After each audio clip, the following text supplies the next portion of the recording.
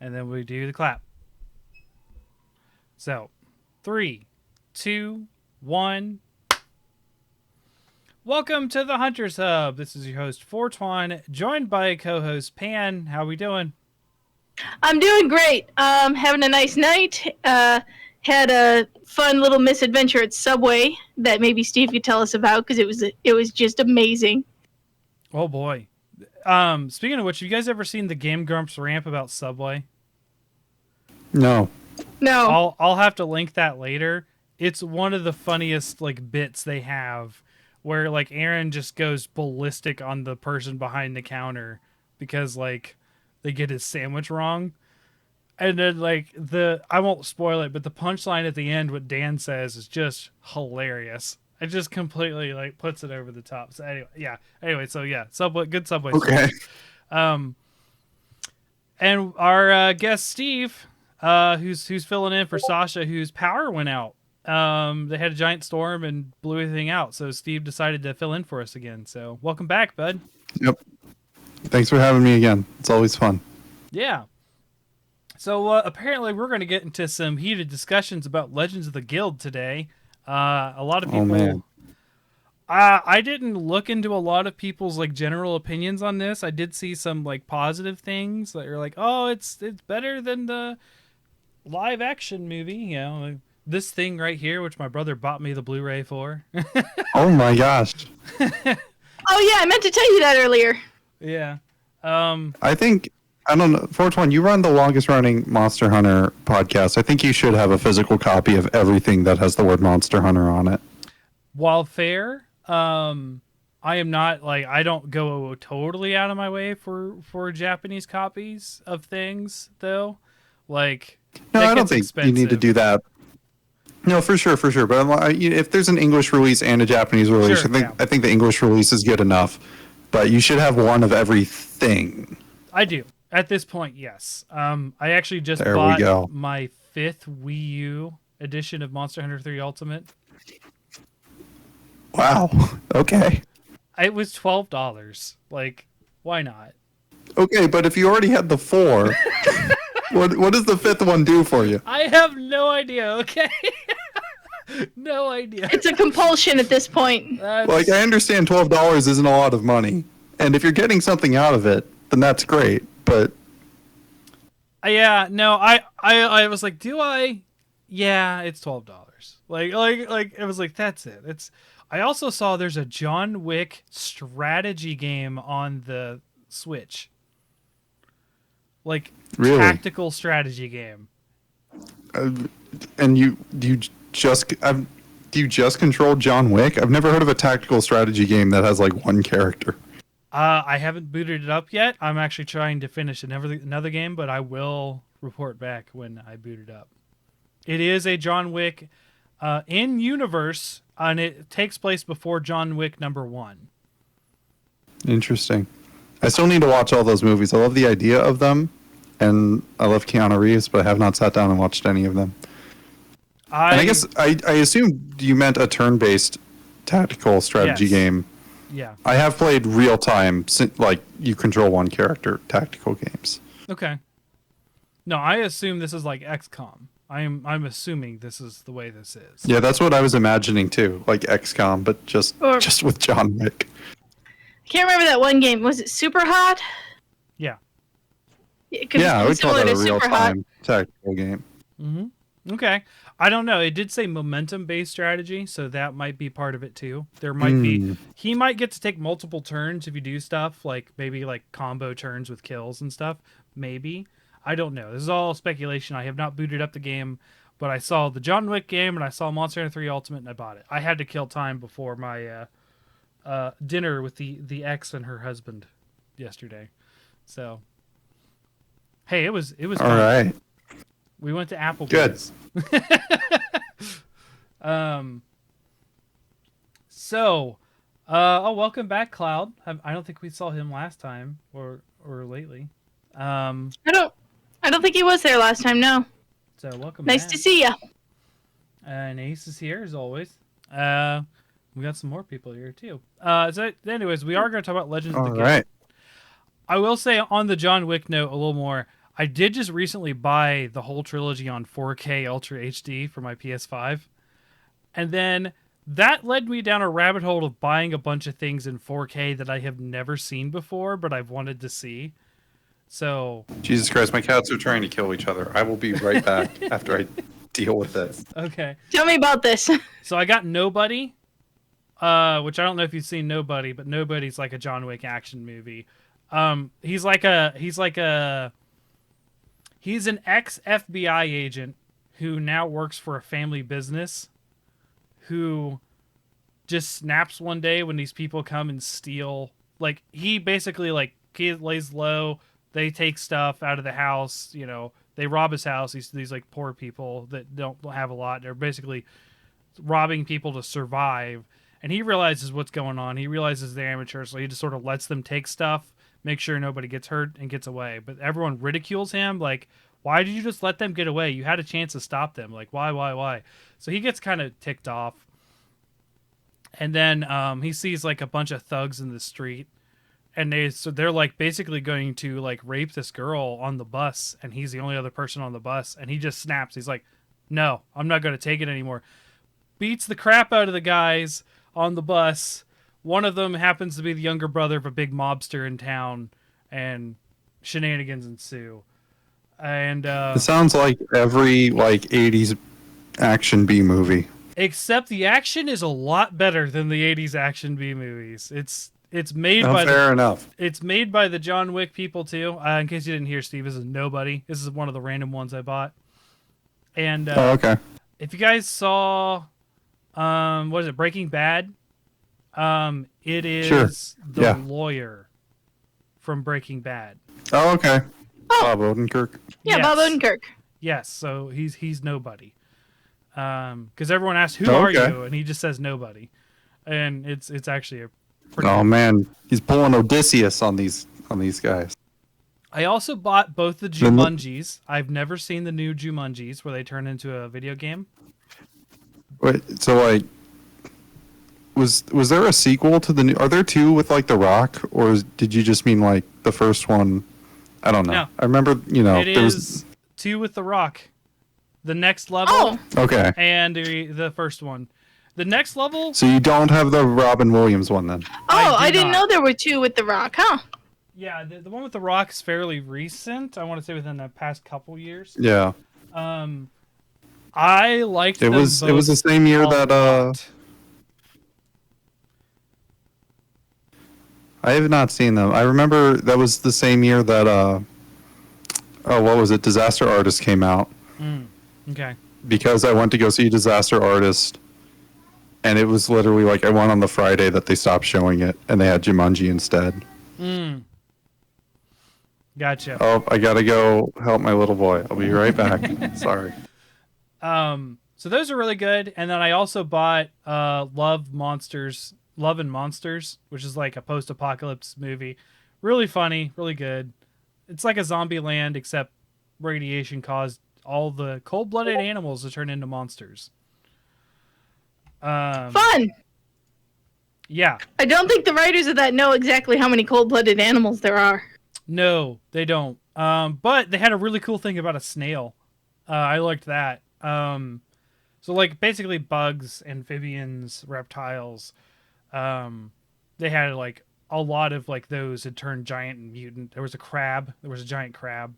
And it was actually kind of cool because they weren't all just bloodthirsty monsters. Like that's like a thing in the movie. It's like figuring out which ones are the good ones and such. It was actually really cool. It was kind of like a romance, kind of like a maybe a rom-com, honestly, because like the whole thing is him trying to get back with the girl that they got separated because of the apocalypse 7 years later, and it was actually kind of cool.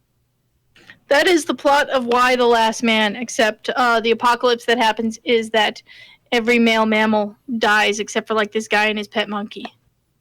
Okay. No, there's definitely other guys. The movie actually starts out, he's in a bunker with like, there's 15 people and there's 14 couples and he's the 15th person. So he just constantly hears people hooking up at night and he just like... Big oof. Yeah. I mean, it's played off as a comedy because he's just like, Oh, hey guys. Oh, yeah. You left your door open. We know. Cool. Yeah, I'm just. Are you talking to me? No. No. The movie, Love No, and he's Monsters. quoting his movie. Yeah, Oh, okay. they're in a bunker. He's the 15th person in a bunker of 14 couples.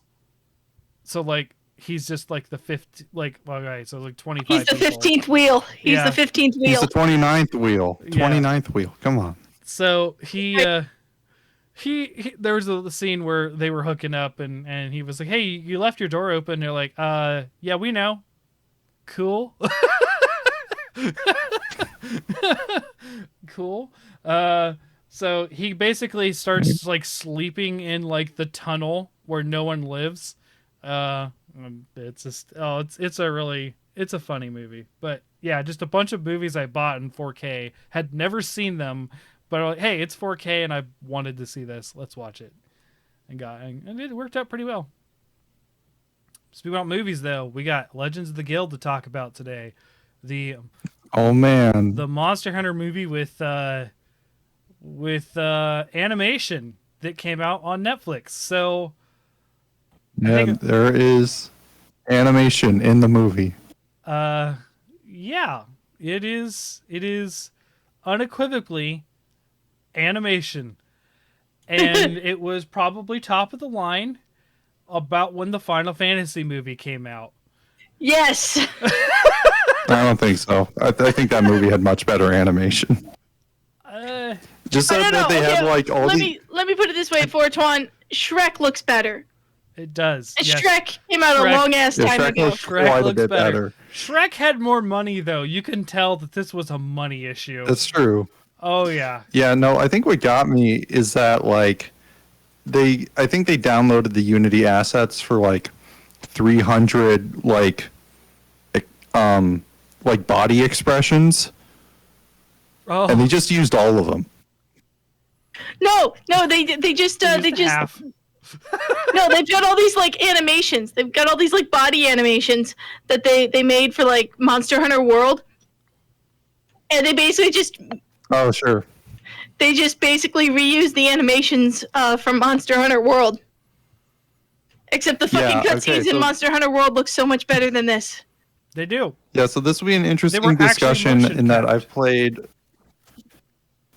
I've played all of 2 hours of Monster Hunter, like between all the games. Oh wait, no, I'm gonna up that to 3 hours. I forgot about Monster Hunter 3. Yeah. So my perspective of the movie may be a little different than your guys's. So if those were canned animations from the game, I wouldn't have recognized that. But boy, were those some like expressions. they're those are in the game, like that kind of stuff. Like that used to be an expression where they'd be like but yeah, I expected this, the way this looked, to sort of be like, I don't know, maybe Dragon Prince level, considering it was a Netflix anime. Dragon Prince was pretty good. It was wonky at times, but it was pretty good. This was not. I'm going Dragon to say I like Dragon Prince. I like Dragon Prince quite a lot, but comparing the animation to Dragon Prince, I don't know. No, like- it is not. No, that's what I Especially was- first season Dragon Prince. Yeah. First season Dragon Prince, I almost can't even bear to look at it. Yeah, but first season Dragon Prince was still better than this. And Yes. Oh yes, yeah. absolutely. Okay. But So like comparing the spoilers. animation, is Fucking tough. spoilers for this movie. Yeah. So Wait, before you do spoilers, recommendations: watch or don't watch. If you're a Monster Hunter fan, watch it. If you're not, and you're curious about Monster Hunter, watch it. don't watch it. If you want to see a good movie, don't watch it. Yeah, I was going to say I like the Mila Monster Hunter Jovovich fan- one better. I like the Mila Jovovich one about 100 times better as someone You who plays guys no did Monster not Hunter. Like that. And you guys did not like that. I remember. I was actually, I won't say that movie was a lot better than I thought it would be. Sure. I felt very like it was a movie. This did not feel like a movie. There's It was short. It was under an hour. This is like, Yeah, it's under an hour. So yeah, they also didn't have like the money. yeah. I think the first episode of The Bad Batch is longer than this movie. They have Disney money, Steve. That's fair. They do have Disney money, but whatever. This has Capcom money. And it's Star Wars. Like it is like The Bad Batch it's is Star Star Wars. Wars. There's an extra level of That's true. sheen on top of the Disney there. Like, Yeah, no, Okay. I'm just saying. I'm not going to compare the animation, but I think the Well, first yeah. episode of The Bad Batch is like more of a movie. then this, Like, you know, and just the things that make a movie a movie. I think, you know, quality aside, that it has more traits than this does. I felt bad watching this because I know Dante Basco can emote. I know Now- he can. are you talking about the voice actor for Aiden / Zuko? Yeah. Yes. Okay. I know he can emote with his voice. I know he can fucking act.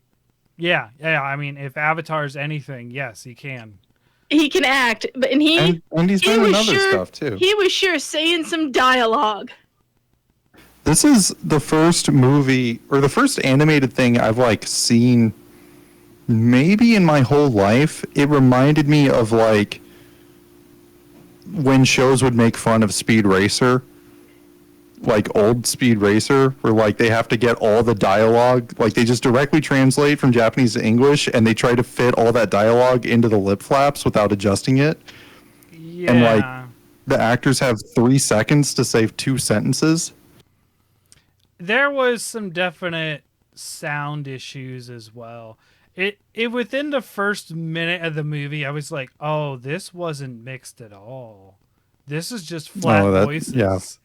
This is Yeah. Now you might say that No, about and I think what we do here is, hey, you don't mix the podcast words one. It's meant to be listened to. Everyone's even for a reason. On a movie, people are well, and different also places. I'm going to say while we may not have Disney money, I think I would hope that the budget for that Monster Hunter movie was larger than the budget for this podcast. Even just narrowing it down to the audio mixing on that movie, I would hope that was a bigger budget than this podcast. Yeah, but You know, I would hope so like, too. and you know, adding up the cost of all of our microphones and computers and your SoundCloud subscription, maybe that's more than what they spent on audio. I don't know. It could be. Because I mean, They had to pay Dante Basco something. No, I'm just talking about the audio mixing. I'm not Oh, talking okay, about okay. anything else. on my end alone, we're approaching about probably 800 between everything. Yeah, Yeah, we're approaching hundreds of dollars. that doesn't include the computer. We're approaching. Yeah, no, computer doesn't count because you can just use your animation computer to do the recording if you're really trying to cut costs. We are approaching 4 digits. So yeah, Four figures, man. audio mixing, animation problems. Obviously, since we started that, these are the immediate and apparent problems with this movie. Right Also, off the bat and throughout the whole movie. And we're okay with spoilers, right? Yes, yeah. So That's why I was saying spoilers. Okay, all right, yeah. So just right off the bat, there's a framing device that has absolutely no purpose as far as the story goes. Why did it all have to be a flashback? yeah, well, okay. I can explain this one, right? Because everyone knows Aiden from Monster Hunter World more than they do from 4 Ultimate. Or Oh, is he a character in the He games? is. I assumed he was I just made up. forgot. he is about the Is he only voiced by Dante character- Bosco? No, he is not voiced. No one is voiced. He may have okay. he may have like some link type yeah or yeah Oh type no, things, but Okay, he- okay. no, sure. he is fully voiced in Iceborne. He actually has some stuff in but it's Oh, not. okay. It is not Dante Basco. It is not him in the games. It'd be cool if it was him. Okay, all right. He'd actually have more to do because the games give him more of a personality than this movie. But, well, that's not entirely true. I think the characters have personality in this one. I think he's about the only one with any personality. You didn't like the Butterfly Girl? I was actually going to say Butterfly Girl has like an ounce of personality. Yeah, Butterfly Girl has some personality, but she did. Oh man, she did. We were so confused about that. Here's the thing. Okay, so they show blacksmith. They show the blacksmith guy, and he gets fucking melted on screen. He got immolated. Mm-hmm.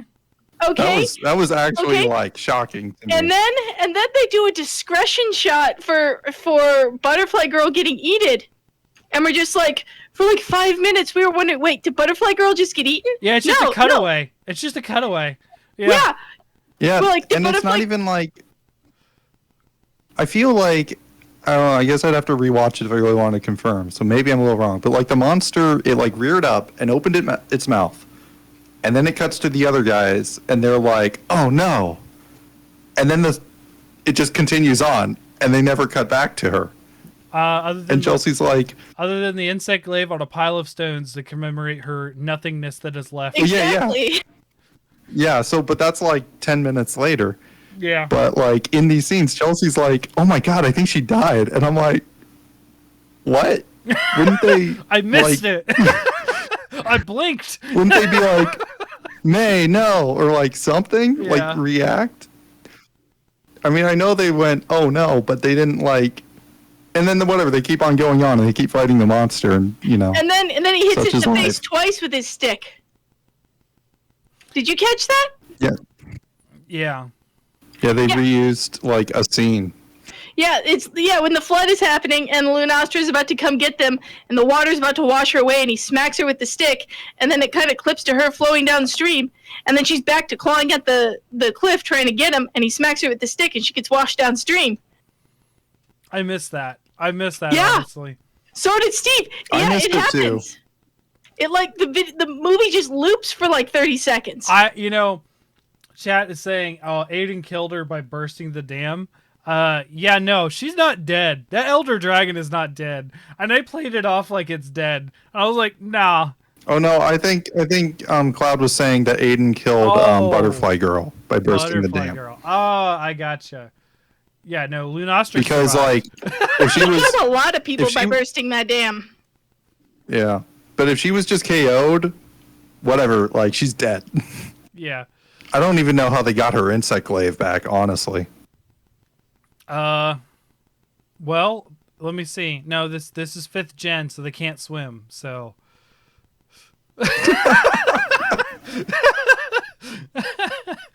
I do. So this is funny. This movie took my premise of my like sort of like fan movie, where it's like I'm a survivor of a village that was attacked by a monster, and let's go become a hunter because of that kind of deal. Not that that's a totally original idea, but that was kind of what happened here. I was like, oh, that's kind of cool. We do get to see some monsters that we would have normally not got to see. So like Kangalola. Kangalola has not appeared in a lot of different Monster Hunter stuff lately. I was when that thing showed up, I was like, oh god damn it, they got the fart monkey. I like how they turned his farts into paralysis instead of poop though. That was funny. Like well, he does do that.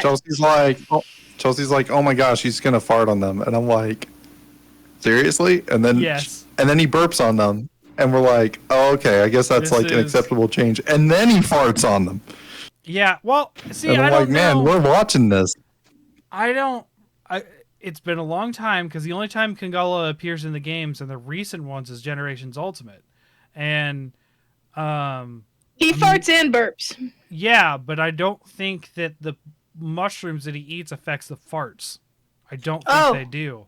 So I guess I can't remember. So I could be wrong on that, but I'm pretty sure they just didn't want to give the soiled effect where they're covered in poop and they're not allowed to heal or eat. Oh, hey, real quick. Speaking of poop, so there's like this scene at the beginning where Aiden is tracking the monster, and he like steps in its poop, and then is licks like, it. "I better go see if this is fresh." Yeah, or he doesn't. I don't think he licked it. I think he smelled it. But whatever. He touches it with his hands, Yeah. and then holds it right up to his face, There we go. sniffs it, and says, "Oh yeah, that's fresh." Which, I mean, if you step in it and it's liquid, it's fresh. And then he just keeps going. He doesn't even wipe it off on his shirt or anything. He just like keeps going with shit on his hands. It just stuck to his hands. Yeah. Yep. And I mean, listeners who may be familiar with like cow poo or horse poo, herbivore poop, predator poop is so much worse than herbivore poop. Yeah, because he's tracking it of lots of prey. Yeah, animals that eat meat. Hold on. So much worse and more rank. There's a plot hole. It had to have been the drome's poop then, because or it was the cat. Because it was the cat. Yeah, I was gonna say, or it could be the cat's poop. Did he just lick cat poop? I don't know. Yeah, he licked poop, or he got poop right up his nose. He sniffed it. He sniffed it like a fine wine critic. Yeah, it's just rubbing his fingers together. It must be this way. What a lovely bouquet. Yeah, and again, if he at least wiped it off on his pants or something. Yeah. But no, he just keeps going. And keeps going. Yeah, that's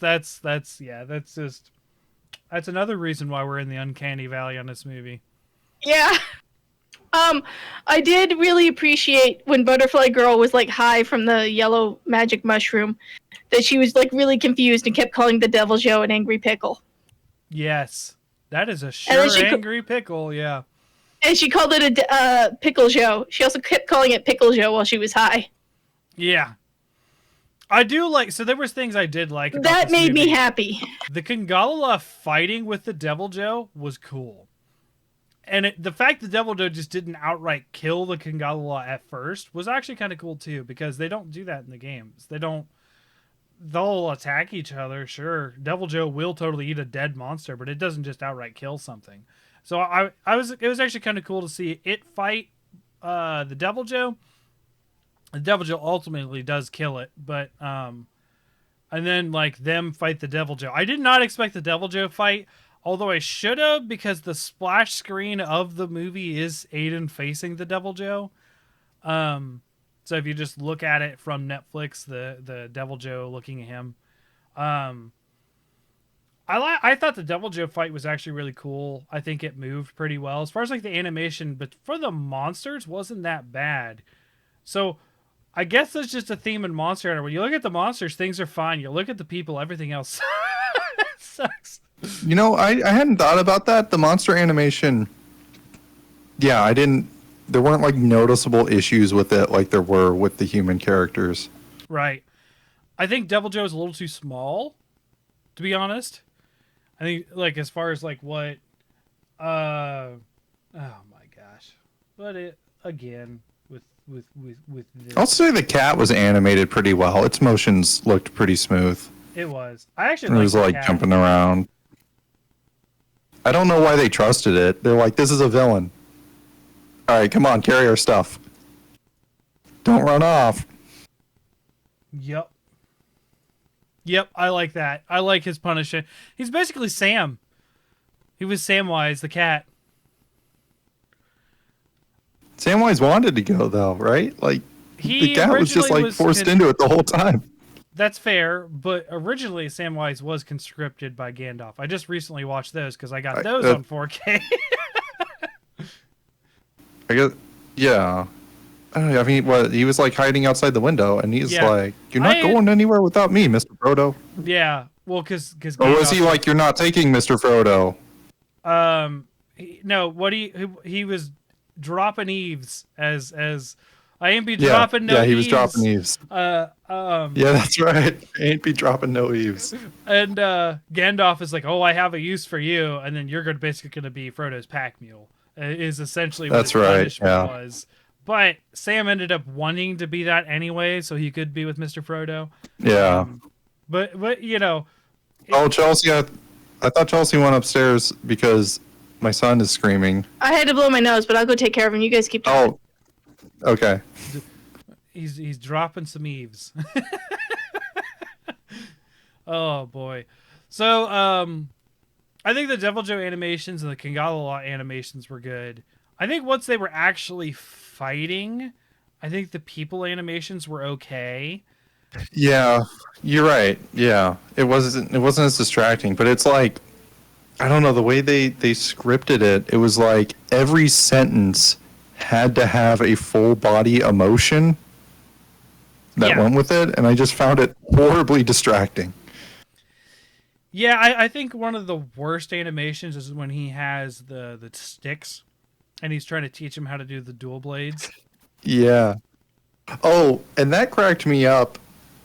Just because, so Aiden like looks up one of the swords, and he looks at it, and he's like, neat, and that's about his level of interest. And then the Ace Hunter is like, let me teach you everything about dual swords right now, and he starts like lecturing him on how to like combo the moves, and I'm like, Ace, nobody asked you. You just thought the sword looked neat.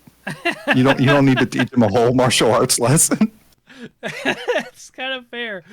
Oh man. I would yeah, I don't know. Like it was it was very distracting, like very certain parts, but overall I don't think the story was that bad. It was kind of bland, I think, but it wasn't terrible. It wasn't like, yeah, I guess it didn't like offend me in any way, but it was kind of nothing. Soul got a big tortilla. Yeah, no, it didn't offend me in any way, but it was also like they go fight a monster. That's like the story. basically There's a monster, and they're scared of it, so they go fight it. Basically, Oh, and it's all a flashback. and it's all a flashback to describe that he's fought an elder dragon before. I also like the plot of it. He's like, "Oh, you guys, you think you can take on elder dragons? Let me tell you about elder dragons. One time when I didn't know anything about fighting, I beat one By flushing okay. it down a river, which is totally not All dead. right. Not only did he beat that elder dragon, he beat that elder dragon with a goddamn Velocidrome sword and shield. That's true. That's very true. That is there is power level to weapons, Steve, so you know. And, Sure, yeah. He basically did it with a starting weapon. He basically did it with baby's first sleep sword and shield. Like, he didn't even have the decency to use the Narcilla stinger to make a better sword and shield before they went to go fight it. I kind of enjoyed the cat putting himself to sleep on the stinger. Oh, I did too. I was love that. funny. That was funny. I thought that was, I guess, and that's a thing where, like, in context, I'm sure it was fine. But for me, I'm like, that was weirdly out of place. Oh, because It was like the one comedy scene in like the entire movie. there was some comedy. I think it was the most overt one. I think. I was very just. There's like jokes, Mhm. but the cat accidentally like tranquilizing itself was like Yeah. kind of it felt out of place.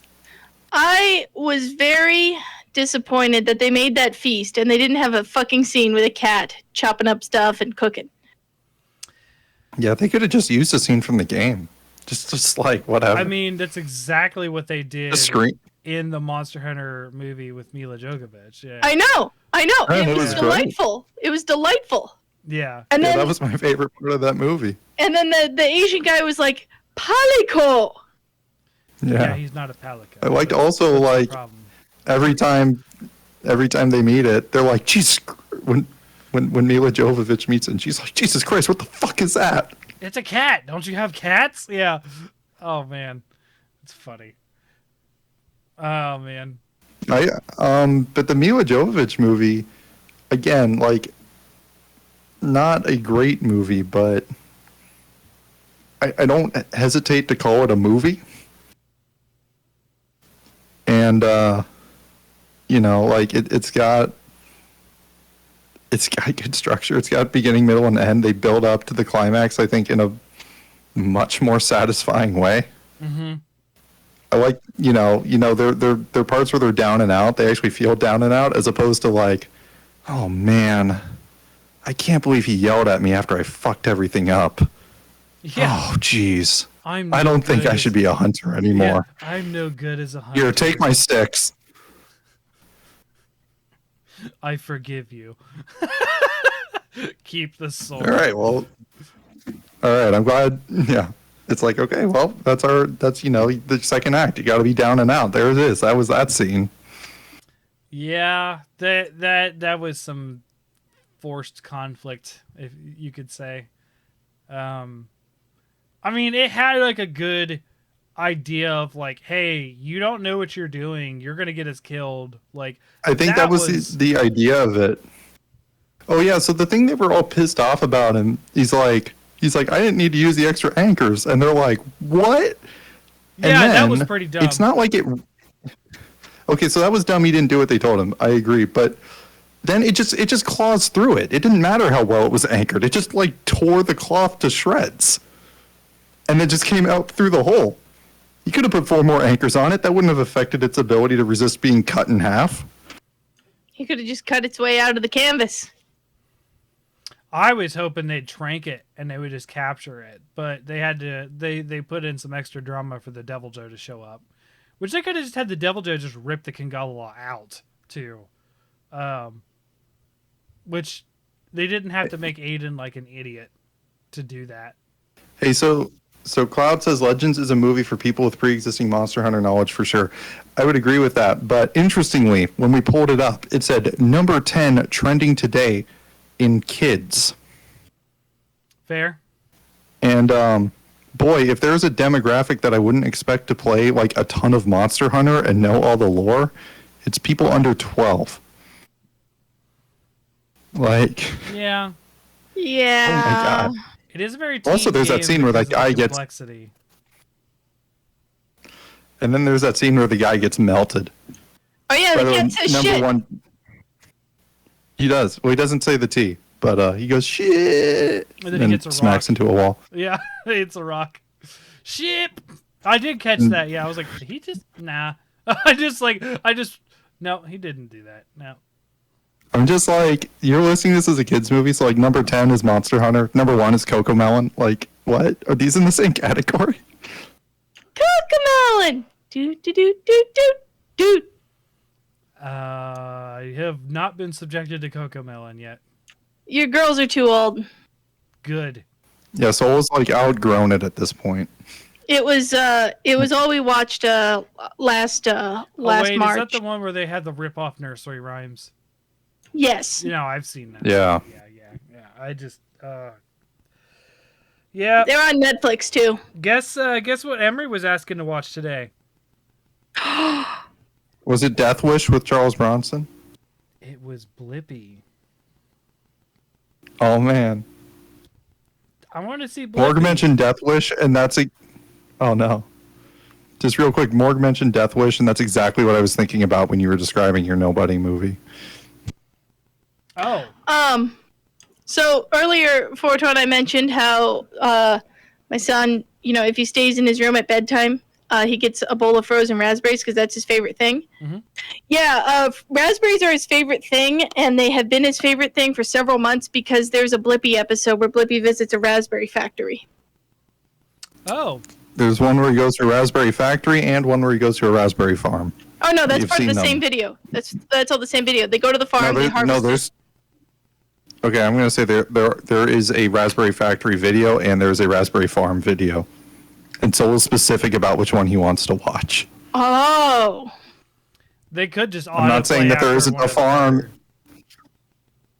Yeah, because he's Or like they might have some of the same content, but I'm saying there is specifically one that starts out at a farm and there's one that starts out at a factory.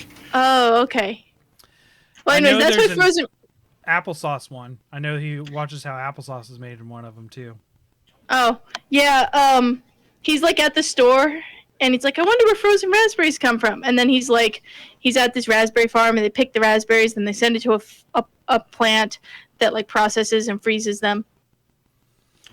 And then they go to the store. Okay. And that's why my son likes frozen raspberries. So, what did you like about the movie besides the monster animations? Because those were pretty good, actually. I like the fights. When you actually got to fighting, the fights were kind of cool. Lunastra fight felt a little... It reminded me of Monster Hunter 1 a lot, because Monster Hunter 1 very much, especially in the first cutscene, where they run up and they smack at Rathalos with a greatsword and a sword and shield, and both their weapons bounce like they do in the game with the animation. They even do the chunk sound that they do. I like how that was my favorite thing. Yeah, they showed basically the whole movie very hard to hit. Or not that specifically, but it reminded me a lot of Dark Souls when he goes into the cave to kill the Palico and he's got his big hammer and it just bounces off the ceiling. Oh yeah. And yeah, I'm like, oh yeah, that happens in Dark Souls like all the time. And I assume that happens in Monster Hunter. Nope. You'll not on walls. Monsters, yeah, you'll bounce if you don't have enough sharpness on your hammer. Oh, okay. That is like 100% a thing you have to watch out for in Dark Souls. Yeah, I know. I nearly finished Dark Souls. Nearly. I got to the final boss and said, fuck it. After about trying 5 times. I was like, I'm done. That's farther than I got. I got to Sen's Fortress, but my computer was doing this thing where it would just minimize the game randomly. Ew. And I beat Blighttown with this handicap, but I could not deal with Sen's Fortress with this handicap. Yeah, that's... a bug just flew in my nose. Ow. Wow. That is not fun. So, okay. That aside, yeah, that's about it. That's about all I liked out of the movie was the monster fights and the animations. Like, premise wasn't terrible, but like I didn't like it per se. I like the cat. The cat's funny. The character of the cat. The whole monster book thing, I thought that was cool. That the cat had stolen her book, and that was a good way to find her, essentially. And then like that was actually a very natural way to like, hey, come join the party kind of deal. I like that they used the flare. That was a very 5th gen thing. Like there was. Yeah, I like the flare too. There's a lot of small things that made the world building really good. They talked a little bit more about the guild and why they're important, which isn't anything new as far as like Monster Hunter lore goes. I'm going to say though, for the movie being called Legends of the Guild, I didn't see the guild in the movie. I'm like, no, well, you did in the Ace Hunter. So the Ace Hunter is a representative, as well as the. He's a representative. Well, that's the thing is that's in the games. The people of the guild is literally the hunters and the quest givers, and that's all we know. And we see a general in one cutscene of one game. Now, I would like to point out that there is so much more death in this movie than any Monster Hunter game. And there's a point where Fatalis gives the full blast of fire to Aiden, this character that we're following, and he survives it with like, oh, my arm hurts. Oh. Well, that's because he had fire res armor on. He did not. He's wearing the same armor that he is. Oh, never mind. Never mind. Like, he's got some gem slots on his weapon or something then. Or he's got a good talisman. He's got a really good fire res talisman. I mean, you have to have damn near fire immunity to survive that fire blast. It's literally a mechanic that it's an auto kill unless you're standing behind something. And that's how they introduce it. And then you finally beat him and Aiden's just like, ow, my arm. We put it in a sling. It's like the most like PG like death of anything ever. It's like, oh, he's fine. His arm's in a sling. Like, oh my God. That brings up something. Sorry, Steve, you had a point you were trying to say earlier. What was it? Oh, just that, like, I don't think that the movie should have been called Legends of the Guild. Yeah. Except Soul needs something. Well, originally this was supposed to be a show. It was supposed to not. I be know. a movie. I thought it was going to be a TV show. So it might have been a little more in depth. It's sounding like it got really hampered by COVID. And all sorts of budget issues also we could probably see. So this thing probably got hamstringed hard. That's kind of what I was wondering too. That's my guess. So one thing that Steve pointed out, I think like someone like does like a 40-foot drop and like lands on their head or something, and they just like get up and dust themselves off. I forget what exactly happens. And Steve's like, that guy's dead. I'm like, nah, he's a Wyverian. Look, see, his ears are pointy. He'll be fine. And then we had to like pause the movie for me to explain how like Wyverians are just superhumanly tough. And they age backwards as far as size goes. Oh yeah. Older you are, the smaller you get. They shrink as they age. They get really big and then they get really small.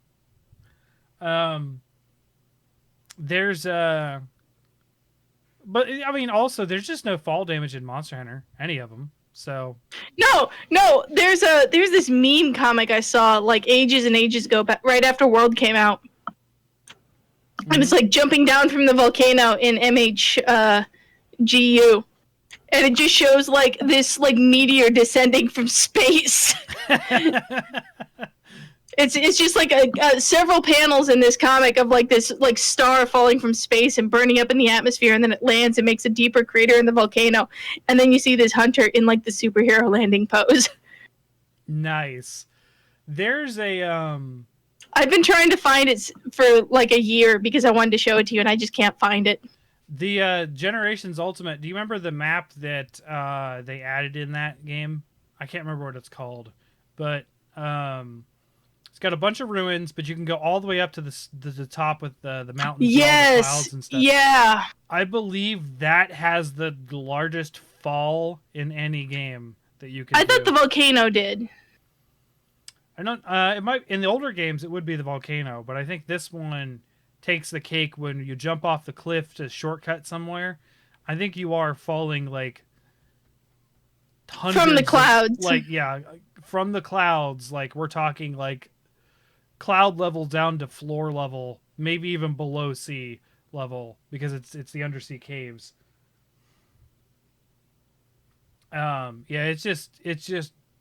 It's a bonkers fall, and you just don't. That just doesn't hurt you in Monster Hunter. It never has. Now it's funny because if it is a large fall, you can't recover from it. You have to do that recovery animation where they're like, "Ugh," but like if it's a small one, you can roll out of it. Kind of like Legend of Zelda, except they fixed that in Skyward Sword. Hey, here's a parachute. Cop out. Of course, you need it, but. Do we have anything else to say about the movie? I don't think so, honestly. Like it was very underwhelming. We're almost going to go past the runtime of the movie talking about it. Like, closing thought is that I genuinely like the Mila Jovovich movie better. Yes, it had more problems. It had, I'm not saying the Mila Jovovich movie had fewer problems or that it was a great Monster Hunter movie. I'm saying I had a lot more fun watching the Mila Jovovich movie, and I loved that Rathalos art animation. Mm-hmm. I would say if the Mila Jovovich movie didn't have the stupid like connection to the real world plot, it would 100% be a better movie. I do appreciate that this Monster Hunter movie like is actually in the world of Monster Hunter. Yeah, and it is a backstory to a known character in the universe as well. Yeah. This character, it's a backstory to one of the games. Yeah, so they go to Duradam, or whatever the name of that, Duradama, whatever the name of that city is, and that is the main city in 4 Ultimate, and that's where you actually in 4 Ultimate encounter both Aiden, which is just called the Ace Cadet, and then the Ace Hunter. Yeah. But then they're sailing for the New World. In 5th Gen, they come to the New World. Yeah, that's what I'm saying. Like in the movie, Yes. in Legends of the Guild, they're sailing to the New World. That's what. Right. Yeah, but in Monster Hunter lore, he's already been on Duradama or whatever for X amount of years, and he dealt with the Seregios infestation. So it's actually kind of cool to see like where Aiden came from and get a name for Aiden other than Ace Hunter Cadet. We don't really get a name for the Ace Hunter, do we? Did we? It's Geralt of Rivia. He does look like Geralt with the white hair and stuff. But to be fair, that's how he was in 4 Ultimate, and we're talking like now The Witcher was a thing for sure already. Oh, that's right. His name was Julius. It was Julius. Yeah, it was Julius. They say that, yeah. They say it the one time. Thanks, Cloud. She calls him that like twice. Yeah, and the Ace Gunner. The Ace Gunner is in 4 Ultimate as well. That is a recognizable character as well. Her name's Nadia. Yes. I do believe she has one of the default presets for the girl characters in 4 Ultimate. I do believe that is one of the presets. So, pretty cool stuff to see like the Monster Hunter world tying in together. But like, yeah, overall execution was really poor. But I suspect, like, Steve, you were walking away when we said this. We think that this was originally supposed to be a show. At least that's the way it was first sold. It was supposed to be an anime series when they first announced this. I'm thinking it got hamstringed both on budget and time and all that kind of stuff. They just made it a movie, got it off their chest, and moved on. And unfortunately, clearly, sometimes you have to do that to make money on something. So cut your losses and get what you can out of it, I guess. Yeah.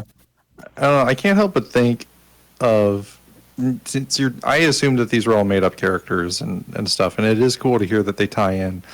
But then that makes me feel like in Final Fantasy 15, they made a movie and like a 4-episode anime to build up to it. And I'm not saying that like Capcom needs to put the level of care that Square Enix puts into their animations, because that would be a little absurd. But that movie felt like a movie, and that anime felt like an anime. And I'm just like, I don't... If they needed to cut their losses, I'm not sure why they even finished making this. I don't know. It's just a guess. Like, it's a total guess, because it looks like it has budgetary problems. It looks like it has timeline Absolutely, problems. It does. Yeah. Yeah. No, I feel like this only hurts their brand. Like, if I wasn't connected to the, if Chelsea wasn't into it, but let's say I've heard of Monster Hunter, and I'm like, oh yeah, that's a thing. I hear people play that. I'm gonna check out this movie, see what it's about. Senku plays it. Senku plays Monster Hunter. That's right. Oh yeah, 420. You need to watch Dr. Stone, because they mentioned Monster Hunter like twice in it. Dr. Stone. I don't know what that is. It's an anime. It's an anime, and you would fucking love the first half of the first season. And then it turns to shit. It doesn't turn to shit. It becomes turns like an average anime. But the first half of the first season is amazing, and you would love it. Sounds like Sword Art. No. I like I like the first half of the first season. Oh, sure. And then yeah. Okay, yeah, I would agree with that. Yeah. Yeah, it's sort of similar in that like the first half of the first season is almost like a classic science fiction short story. Mm-hmm. And then it has to become an anime.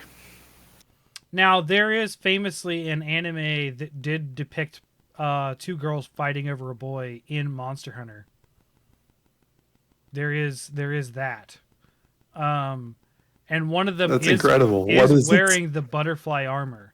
I don't know it. Maybe my god. Maybe the chat knows this. I don't know what the anime was, but I have seen the clip on YouTube several times. One of them is a bow user, and the other one is like a greatsword user or a hammer user.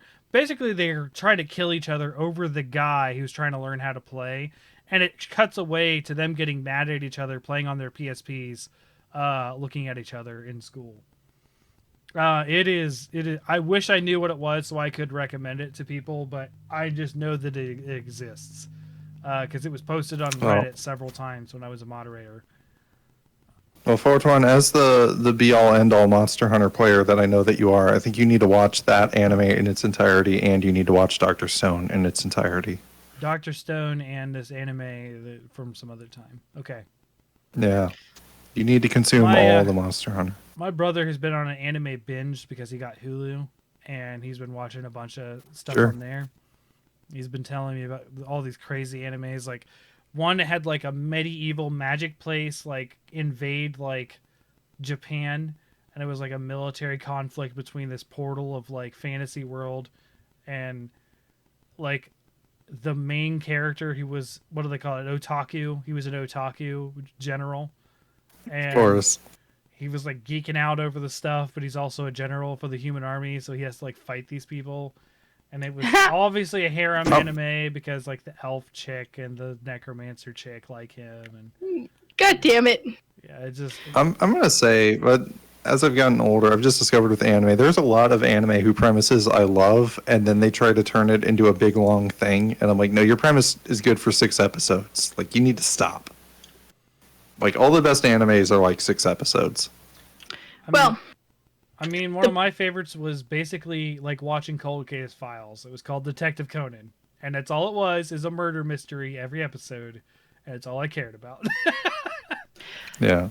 Well, Dr. Stone, the premise of it is one day, just instantaneously, every human on Earth is turned to stone. Oh no. And then, 4,000 years later, one guy breaks out and becomes a human again. Mm-hmm. And the thing is that he was the smartest man alive. Oh. And so now he has to figure out how to de-stone everyone and rebuild civilization. And he's Dr. Stone. Well, no, he's not. He's not Dr. Stone. Oh. He's not. Dr. Stone is something else. Dr. Stone is something else. It's honestly a weird title. I'm not gonna. No. Okay. So reading the manga, the title makes more sense. Okay. I'll just say that. Yeah, Steve read the entire manga. It is cool because, like, I guess, like, minor spoilers, but, like, at one point he needs to create a powerful magnet for reasons. Mm-hmm. And so they go through this whole thing where, like, they have to get, like, iron out of a stream, and they have to figure out how to forge it into, like, a solid piece of metal. And then, like, he has to make a copper coil that he wraps around it and then set it up so it will get struck by lightning. Because if you send electricity through a coil, it will magnetize any ferrous material within the coil. And, like, all this shit that I learned in physics in college. And I'm like, yeah, that would work. Holy shit. Wow. They, like, use a lot of real science. Yeah. That's cool. There's a few there's some things where you just have to suspend your disbelief. Yeah, I mean, like, the character knows, like, everything about all sciences, which is hard. The show wouldn't work if you didn't, impossible. But yeah. And there's another. If you ever watch it, I would love to in-depth rant about this. But there is another thing that I am still weeks later, because we watched this a while ago. Weeks later, I'm still bitching about, but well, I don't really want to spoil it for you. I will look for it. You guys got to finish Primal. It's only 10 episodes. Yeah. Come on. So you can do it. Yeah. Yeah. Dr. Stone is on HBO Max, by the way, in Japanese. I watched it on Funimation because that has it in English. I can handle it. Might be on Hulu. It might be on Hulu. Yeah, but I know Fortran has HBO Max because that's where Primal is. Mm-hmm. So that also has Dr. Stone. Oh man, season 2 of Primal is supposed to be this year. So I gotta figure when that is. So I wanted to talk a little bit about some games I've been playing recently. Yeah, let's talk about that. So after finishing Skyward Sword, I talked last week, I started a bunch of games and I never really settled on anything because I was just like, what do I do? Well, I did talk about finishing Ion Fury, not Flux, because I got that wrong. And that was sort of like the general like Oh yeah. old school first person shooter that I was working on. So I finally got to start Dusk, which Dusk is I've mentioned this term before, boomer shooters, which are like old school Doom style Doom or Quake style of shooters where they're more about fast paced action instead of cover combat. Okay. So Dusk is something I played, and Dusk is it's weird. It's like a horror genre action shooter. So like episode 1 is like all of the cabin in the woods horror. So you have like you're outside of the small town of Dusk, and your character isn't someone that you see. Like you're kind of like you're in a straw hat and a trench coat or something like that. You look really weird. But you don't see yourself a lot. You just see your guns. It's the old first person shooter kind of thing. Your character does talk, but he talks through text. Like you'll look at a thing and he's like, "Oh, this seems weird," or "I've seen this symbol before." So he actually does talk, but it's not voiced. But there is this sort of like deep, like guttural. You guys ever see Venom the movie? No.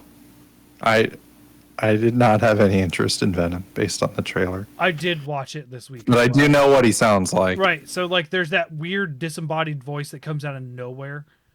In Venom, which is Venom talking to the main character. It's kind Eddie Brock. Yeah. Betty Brock. There you go. Eddie Brock. Eddie, sorry. Betty Brock. I'm not a comic guy. I'm sorry. Betty's a girl's name. I said Benny. Benny. I heard Betty. I heard Betty. Oh no. Anyways, so it's like Venom in the movie where it's this disembodied voice that just suddenly very loud just starts talking to you. It's always taunting you too in this game.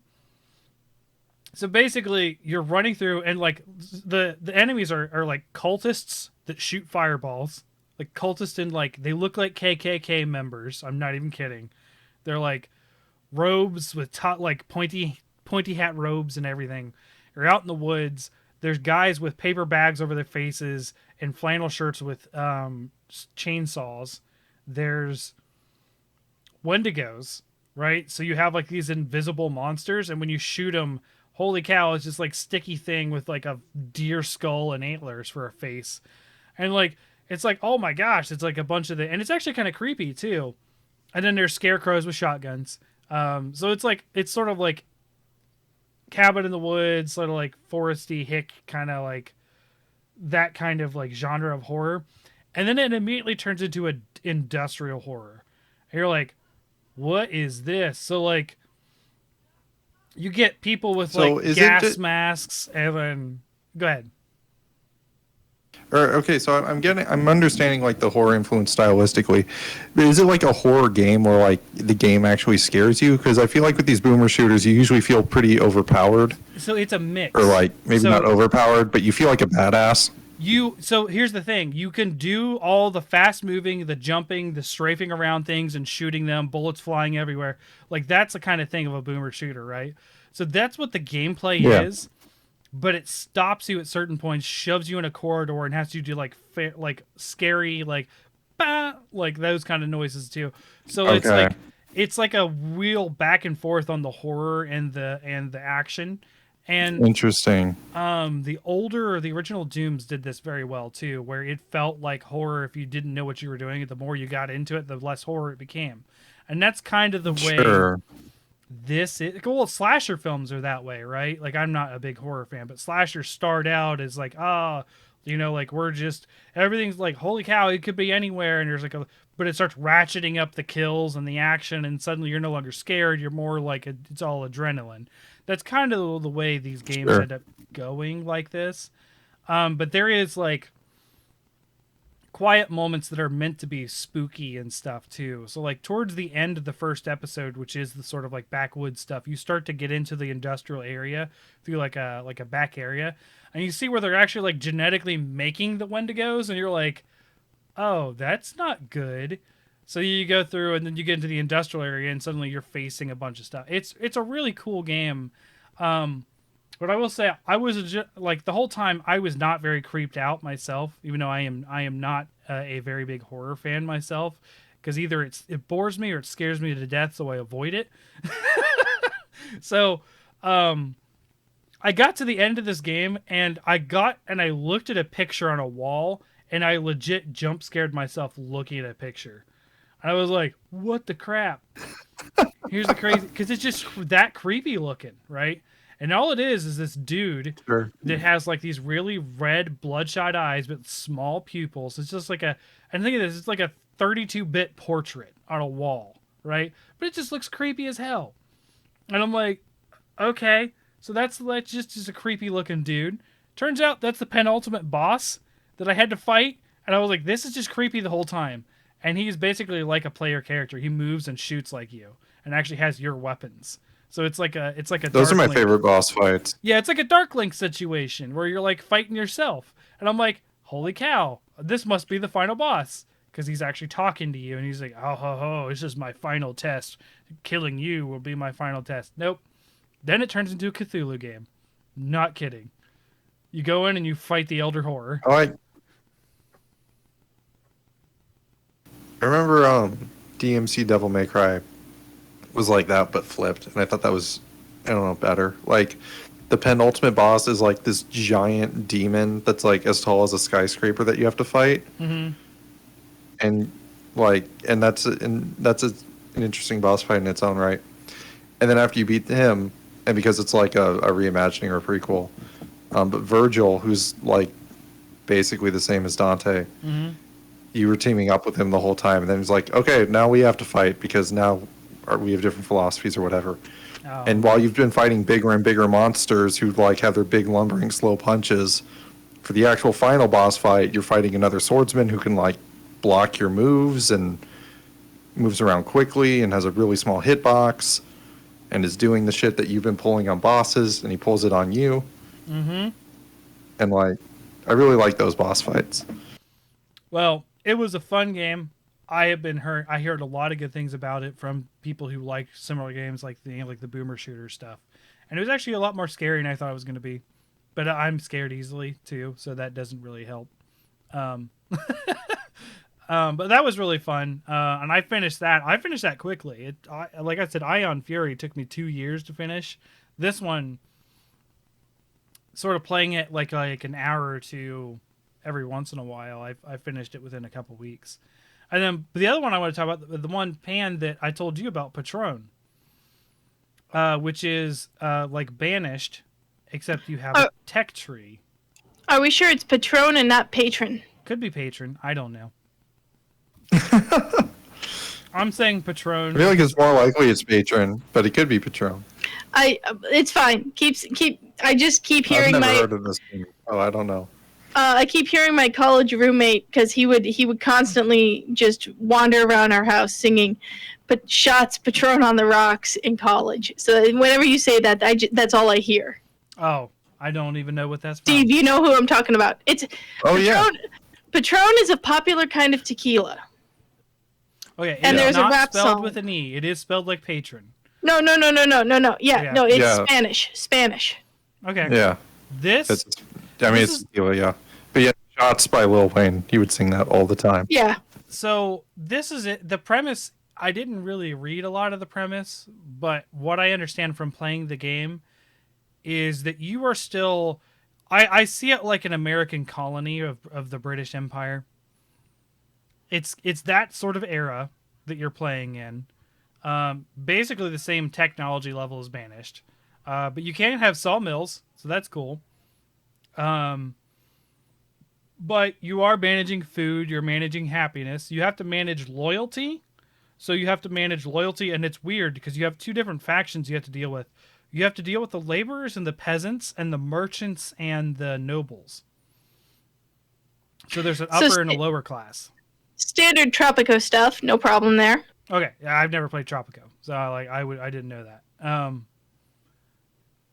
I have a free copy of Tropico 4 that's been in my Steam inventory for like 6 years. Guess what you're getting? Okay. I mean, I won't argue. It's free. I didn't buy it. It's fine. Yeah, I thought that 421 didn't have Steam. I do. He has Steam. He doesn't pay to play games on Steam. Okay. Let me That makes clarify. I still get games on Steam occasionally, but when I have exhausted all other avenues. Sometimes Steam has exclusivity to games that I just can't get around. Just double checking. You are 421 on Steam, right? Yes. Yes, I am. It's a Nargacuga picture, if you can see it. Yes, it is. Yep. I don't know how I did that, but I did that. Made my picture a Nargacuga. Can I tell a funny story that that made me Is think it the of? Subway that has nothing to do story? with what we're talking- No, it's not the Subway story, although I can tell that story too. That really has nothing to do with what we're talking about. But no, so in college, I lived with 3 people, including Chelsea, and we would all get our laptops around our dining table and just play games all day. And so one of my friends got up and he went to the bathroom or something. So I got on his Steam profile. I changed his display picture to He-Man from the Hey Yay Yay video. Oh yeah. Wow, that popped up And right I over the changed overlay, his- so everyone saw that happen. It did. Yep. Nice. So I changed his and I'm I've been blasting the Hey Yay Yay song all summer. Yeah. And so I go and I change his. He listened to it every morning for 3 months. Oh, I have a related story when you're done, and Chauncey will attest to this because you're about to hear some high school jam stories. Sure. Go ahead. So I changed his profile picture to He-Man. I screen capped that YouTube video, and I changed his username or his display name to Dancing Love Party. And then I just get back on my computer and keep playing Civilization or whatever. But he's real big into Dota. And this is right when Dota 2 is in beta. Yeah. And so he starts this group, and he sees that there's somebody in his group called Dancing Love Party with the He-Man logo. And he's like, Steve, are you in our group? And I'm like, no, man, I'm playing Civ. Check it out. He's like, all right, well, whatever. Somebody just got in our group, whatever. I'm just going to kick them. So he right-clicks his own username, and there's no kick option because it's his own username. And he's trying to figure out who the hell this person is that got into their server or into their group and somehow made it so he can't kick them from his group. And he's just losing his mind. Oh my gosh. Steve, was this Brent or Brian? This was Brent, and from that point on, Brent had a password on his computer and would always close it. So I feel like I taught him something about cybersecurity that day. That makes it even better. So my first real job as far as out of college, actually I was still in college when I got this job, but I was leaving my first corporate office job. It was Alliance Data. They did they're a online banking company. And I was going around, I worked in the project management office. So I was working with a lot of the higher ups there. It was actually kind of a cool gig, but I wanted to make more money, so I left. Because I was only making $40,000 a year out of that, and with a tech degree, that's not what you're expecting. So, I was talking to some of the project managers, saying my goodbyes. It was just my last day. A lot of people liked me there. I was really helpful because I made a bunch of I turned. I don't know if you guys are aware of what SharePoint is, but I turned SharePoint into a project management system. I did all sorts of crazy programming stuff there, and I came back to my computer and my desktop background and all of my icons had turned into Barbie Princess, and it was a prank by one of the IT guys there. That's classic. 421, sometime when we're not recording, I have tons of bitching I can do about SharePoint. Okay. We use it all the fucking time at work. Yeah, it's a thing. It is weird. It is for listeners who don't know, SharePoint is this business software. It's Google Drive, but worse. It's a mix between Google Drive and make your own web page. If you don't have, like, oh, it's so weird. It's like a file system too. On top of everything, it's like an online shared file system. Yeah, it's Google Drive, but worse. Yeah, this sounds like Google Drive to me. Here's the You can thing. make websites in Google Drive now. Okay, but yeah, but the Google Drive wasn't a thing when SharePoint was a thing too. So. Oh, sure. SharePoint. Yeah, well, the company I worked for didn't exist 2 years ago, so they have no excuse. SharePoint is also cheaper on a larger scale level. On the business level, sure. That does not shock me. So, anyways, I'm gonna hold my tongue for when we're not being recorded. So, sure. Continue. So you got Barbie. Someone changed all your stuff to Barbie Princess. So, you had the song stuck. You're talking about. You also had that song playing all summer, right? So my brother can attest to this. When I was in track, my either junior or senior year, I fell in love with Don Quixote, right? And I loved the Impossible Dream. Now, when we talked about music, it was my number one non-video game song. Okay, wait. Okay, I guess I had assumed you meant Don Quixote, the classic novel. Don Quixote, because I am unaware of other play. Yes, and it turned into it. There was a movie in the 70s that is it 70s or 60s. That was an adaptation of the Don Quixote play that had the Impossible Dream as the song. The Impossible Dream wasn't okay.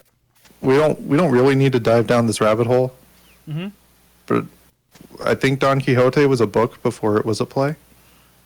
But it's very old. I don't know. There was it's credited as being the first novel. We're talking about Don Quixote, the classic thing. Yeah, it was the first novel. Yes.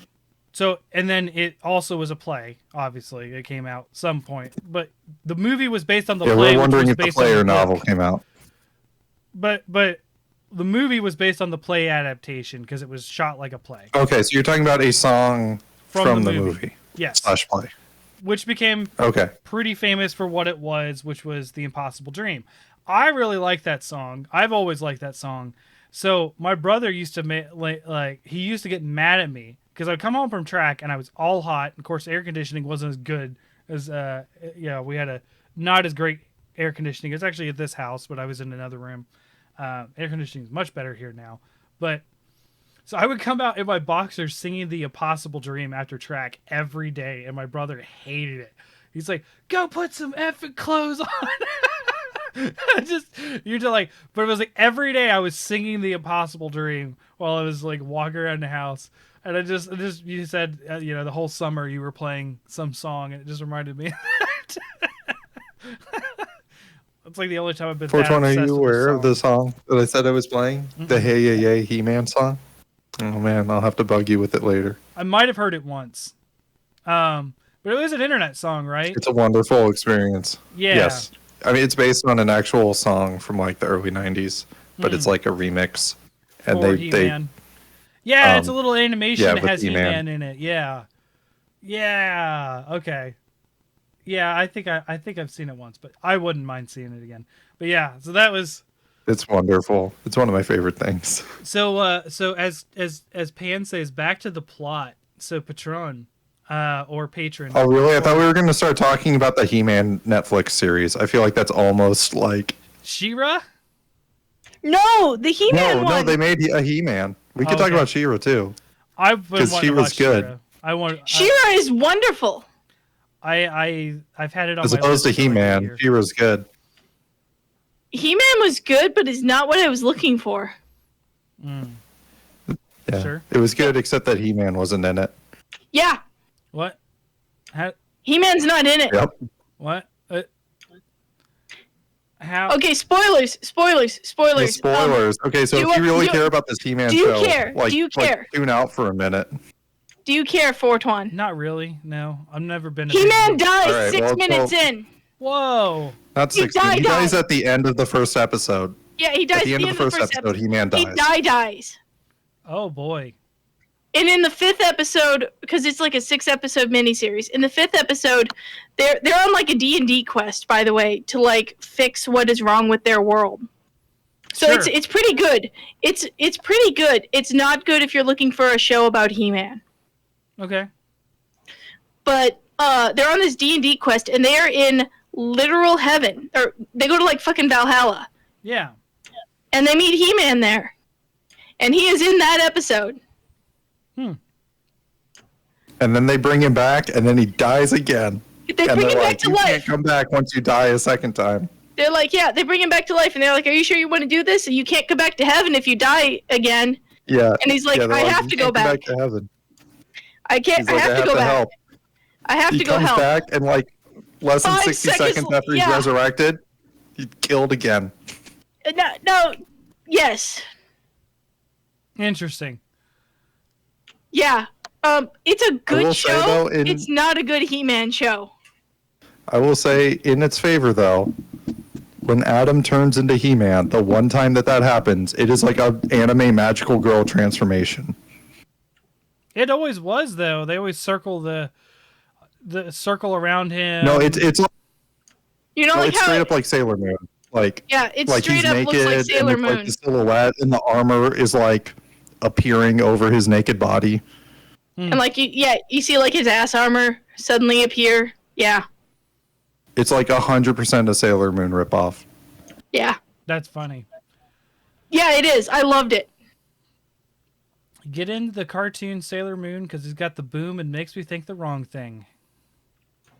Well, anyways, the Sorry, He-Man that's a Bare Netflix Naked show. Ladies lyric. Oh, I didn't know that. Oh, Yeah. okay. I was like, I have no idea. What You ever you're heard talking about. the song "1 Week"? It's been 1 week since you looked at me. Da, da, da, da, da. Yeah, That's yeah, like that's in one of their- AMVL. We watched it like last night. Yeah, it's their like one of their biggest hits, and one of their lyrics in that song is "Get into the cartoon Sailor Moon because it's got the boom and makes me think the wrong thing." Why isn't that line in AMV Hell?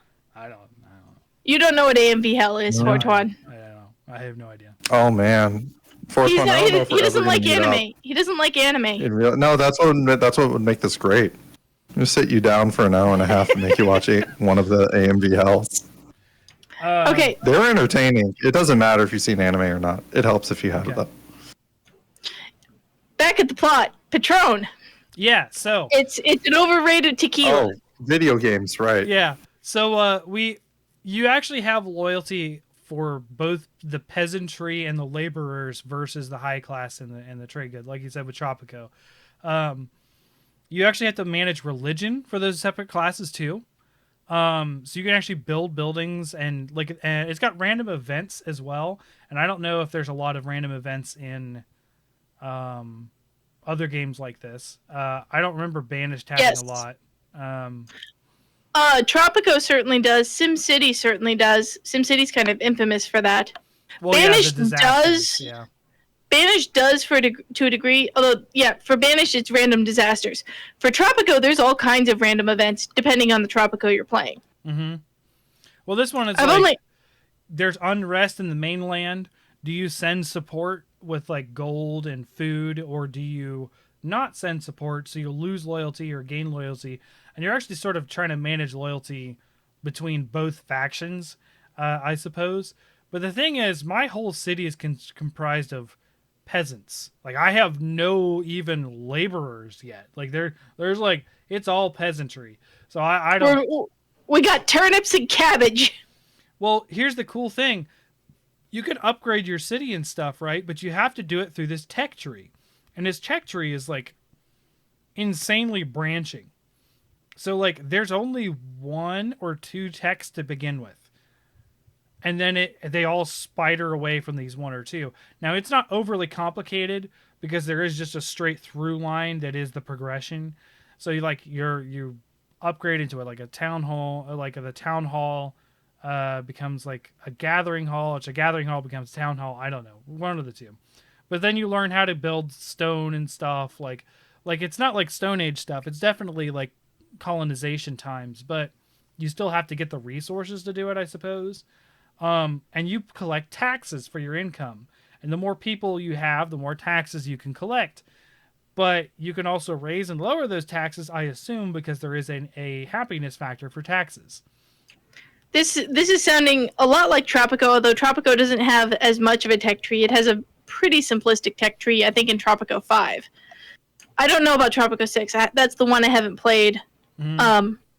This is sounding a lot like Tropico, but under sort of different theming. So I'm very interested because Tropico is one of my favorite series. Well, I like this so far. I had a lot of problems with food to begin with. Because you start out with a decent amount of food, but it'll tell you on every resource how much you're using, how much you're producing, and how much you're using a year. So that way you can understand your sort of net. Right. Well, not in a year, but like in the past month. It'll tell you the past month. And I had a lot of problems evening out food. And I was like, what is the problem here? Like, I don't get it. Like, I had gatherers, I had hunters, and that kind of stuff. I was like, okay, I need farms. I needed to start farming food. Well, farms are like way down the tech tree. Like, you actually have to get to like level, like phase 2, and then you can start doing farms. But once I got farms, my food exploded. It was insane. I was like, okay, but I had to survive up to that point. So what I was originally doing was filling out the whole tech tree and sort of doing everything up until then. And I actually realized I had to sort of streamline all the way to food, focus entirely on food to begin with, and then I could start branching out and doing other industries and stuff.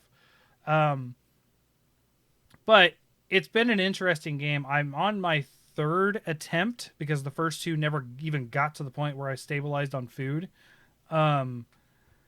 But I mean, I was that way with Banished, right? And Banished, I had problems with keeping people warm, balancing out, like, there's that stuff in here too, but literally the easiest place that you can be is on a volcanic island. So, like, map 1 can be a volcanic island because it's always warm. Like, you never have to worry about firewood killing people. You still need to worry about firewood because they still get cold, but they don't die from it, I suppose. And they have fertile land. They just start bitching when it gets to be like 50 degrees outside. Right, yeah. So like California, but... Or Florida. Yeah. Or Florida, yeah. Yeah. It's just... That just, Go ahead. When I was like 17, we went on this vacation to visit some friends in Florida. And it was December, and at the time we lived in Wyoming. So, we went from December in Wyoming to December in Florida, and it was like -4 to like 65. Mm-hmm. So like it's insanely better. Yeah, we just went woo, and we were like tank tops and shorts all the way, and like the friends we were staying with were like they were like talking to my mom, and I'm like, "Are you sure you want the kids out in that? They're gonna catch a cold." Mm-hmm. There's something wrong if it's 65 in the winter in Wyoming. Right. So, yeah, I get that. But yeah, so like, you're on the volcano island and they just start like complaining when it gets to be like 60. Yeah. Oh, man. So that's where I started out. I assume I'll do more challenging maps afterwards. They do have like a temperate one that can still considered easy. But like, there's all sorts of like bonuses of building things together too.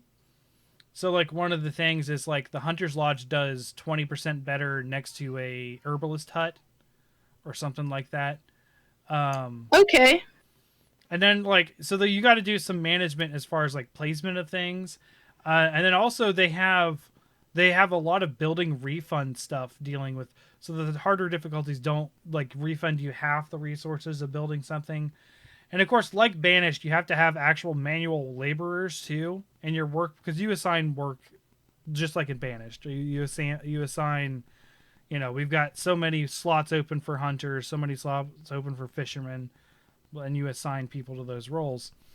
And you're managing both kids, and then there's young people, and then there's adults. And then... So I am super intrigued by this game. You've sold me on it. Absolutely. It's brand new. The thing is... Yes, I looked into it. I looked into it on Steam earlier this afternoon. The thing is, and basically, I said the same thing to a coworker at work just the other day.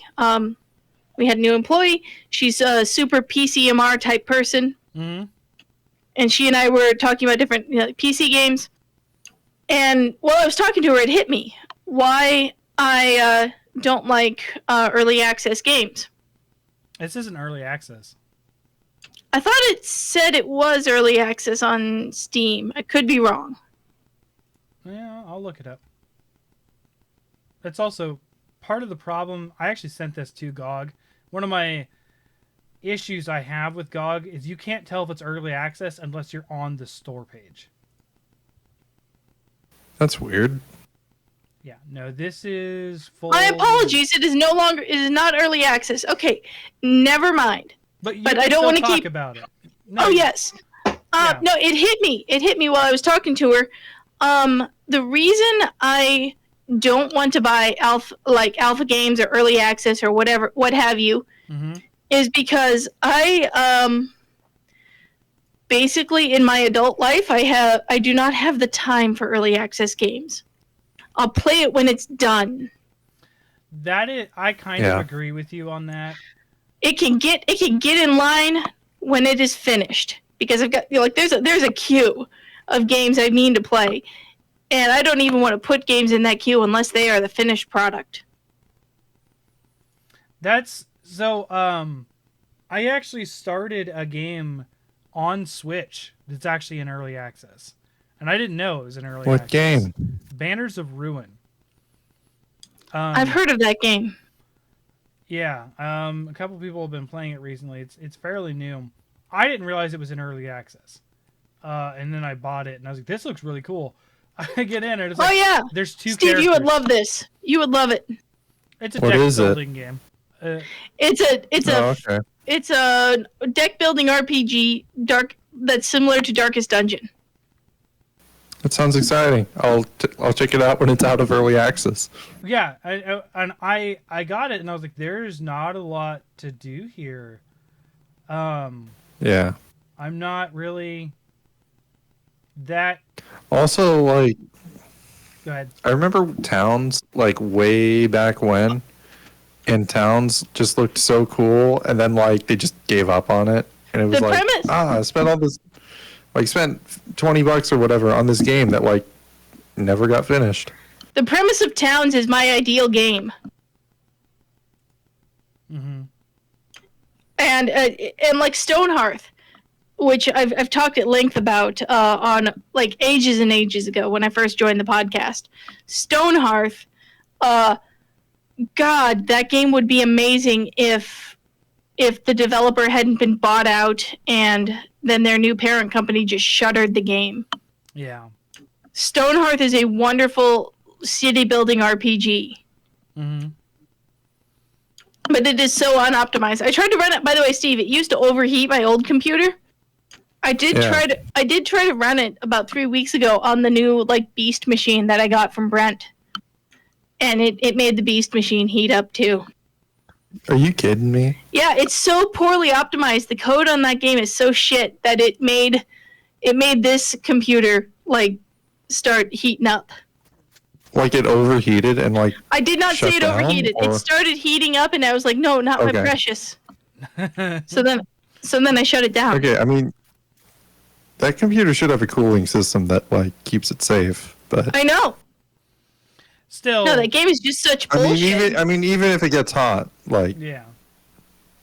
No, I know. I was just like I was out of curiosity because I was wondering if it was a limitation of the green machine or if it was a limitation of the game itself, and it's the game itself. I feel like I remember a thing like when StarCraft 2 came out, it like literally melted some people's graphics cards because of like some like loop they accidentally forgot to fix. Yeah. And like certain graphics cards would interpret this and just run it like as fast as they possibly could until the graphics card like literally started to melt. Yeah. So looking on forums, there is actually like some different code, some sort of fundamental to the game coding for the game's AI that overheats processors.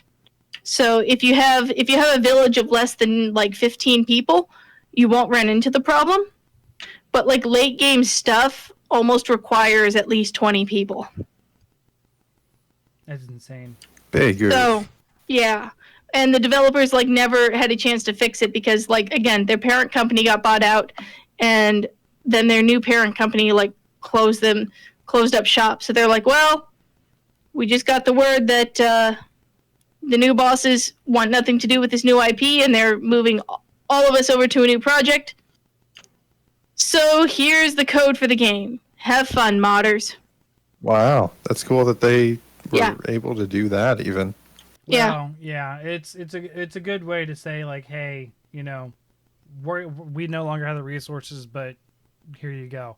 That's kind of what that's and you know, whenever we get to the modding discussion, that's kind of what allowed modding to hit Doom so well, is they released the source code in like 98 or something like that. Even though they currently had been selling stuff in that engine, they're like, here you go. And Doom is still relevant to this day because they did that. So, you know, look, it is. Yeah. It is. No. I was giggling. I was about to make the pregnancy test joke, and then it didn't flow very well in my head, so then I stopped. So much that it's still on pregnancy tests. Yeah. There you go. See, you completed it. Thank you. Yeah. I still can't. I'm sure I mentioned this last time we talked about Doom, but I just remembered Tom Scott's thing where like somebody got Doom to run on a voting machine. It runs on everything, man. Well, it is the ultimate portable game. I just I don't want to make time in my life for games that are not complete. No, I agree. And it's why I deinstalled Banners of Ruin. I was like, I do not want to do this. Like I played a couple games. I was like, okay, this is a little confusing, a little complicated to begin with. And then it was like, hey, it's in dev. And I was like, what? And I went back and checked because I saw it on sale on GOG. And I was like, in dev. And I went and looked at my Switch, and I'm like, yeah, it's like on the store page, it says in development, and I just didn't look at it. And I was just like, I should look at my products before I buy them. That's my fault. Well, Steve, do you want to talk a bit about games you've been playing? I've mostly been playing Hades, like the past BRB. 2 weeks. Mm-hmm. Talk about Hades. I'll BRB. Okay. So I injured my hand a bit ago, and I wasn't able to play video games for 3 months. And then my hand got better to the point where I can at least play on a keyboard. I still can't use a controller. Mm-hmm. But I've been playing Hades on mouse and keyboard, and that's really all I've done for the past, like, I don't know. I had my last week off before I had to return to school to be a teacher, and I literally played it 9 hours a day. Ooh, that's a lot. Finally beat Hades. Finally, whatever, got no spoilers, I guess, but when you beat Hades 10 times, something happens. Yes. That's like kind of you beat the game. Yeah, I've done that as well. Yeah. So I got that to happen, and now I'm just working on, like, I don't know, I just think the game is really fun, so I'm just working on doing all the prophecies and getting all the achievements. Sure. I had a run recently where, because there's an achievement for the item that Hermes gives you. It's like a feather, and every time you clear a room quickly, which depends on the room, but Yeah. every time you do that, it gives you a move speed bonus and a dodge bonus of like 1.3%. And the achievement is to get that up to 20%. But I got it up to 30%. Jeez. I had this build just set up with the fists and a whole bunch of health and then eventually a whole bunch of dodge chance, to the point where it didn't matter if things were attacking me because I was just dodging them a lot. Yeah. So I would just not worry about avoiding attacks and just run up to them and just kill them. And at the end, I got it up to 30%. Jeez. Like, I beat Hades fast enough that I got a bonus from killing Hades under the Hermes time limit. Oh no, poor Hades. Oh. And then boy. in the next run, so my overall time was like 17 minutes. And in the next run, I bumped into Hermes, and he was like, "Jesus Christ, Zagreus, you did that run fast. I'm proud of you, bro." Like, That's funny. I love that. There's a lot of cool things about that game. I beat it on Switch. Gosh, I don't remember when I played it exactly. I don't remember if it was the end of last year or the beginning of this year. But if it was this year, it will appear in our top 10 games of the year discussion this year because it was great. Yeah. It's like it definitely be top 10 of the year for sure. It is almost a perfect game. Yeah, it's like I enjoy roguelikes. They're not my favorite ever, but I feel like as far as the roguelike genre, I don't know how much you could improve on what Hades does. I thought I was going to sneeze. So, like, my only criticism of Hades is that it does not include the full 12 Olympians. Sure. Okay. So, like, honestly, it's pretty egregious to me that Apollo is missing, because he's a pretty major player. I think more egregious is that Hephaestus is missing when there's like all these different weapons and ways to customize your weapons, and you don't have like Blacksmith God in the game at all. That might be why he left them out. Possible, because like Daedalus fulfills, but whatever. So yeah, Hephaestus and Apollo are pretty egregious examples of like missing gods. I understand why Hera is missing, because Hera is a plot device to smite those that Zeus has fucked. Yeah. And Zeus didn't bang anybody in this game, so Hera's chill. And everyone forgets that Hestia even exists. That's true. I don't even know who Hestia is. Hestia is a daughter of Zeus and Hera. She was the goddess of the hearth and fire and volcanoes. Mm-hmm. And she was generally seen as a protector of the home. Oh. I quite enjoyed Artemis. Yeah, I sure remember that name. Yeah. Artemis is hilarious because she actually she acts like she has a crush on you all the time, and she's like, if you tell anyone, I will fucking kill you. Is basically she's like, it's hilarious. I like Dionysus the best. Yeah, Dionysus. I fucking love Dionysus. He's a good one too. I think my favorite thing was like one of the times where you have to choose between the two gods. And I remember not picking Dionysus, and he's like, "Oh man, what? I thought we were chill, bro. Like, oh, fuck, now I have to smite you, and whatever." And like, and then you beat the thing, and he's like, "Zag, man, I don't even remember what I was angry about. Come here," like, and he gives you another boon. Here, bro. Yeah, I love those interactions. Like, those are really good. This game is, this for me, I kind of sometimes I get those feelings. Like, unfortunately, I got that feeling with Cyberpunk. When it's just like, you're promising too much. Like this sounds like it's gonna train wreck. And unfortunately, I felt like I was right with Cyberpunk, but I felt the same way about this game. There was a lot of hype behind it, and I was like, you're promising too much. I'm gonna back off. But then I heard nothing but good things, and I was like, okay, I'll try it out. And then I ended up really liking it. But once I beat the 10, I maybe did 2 more runs, and I was done. Like Gotcha.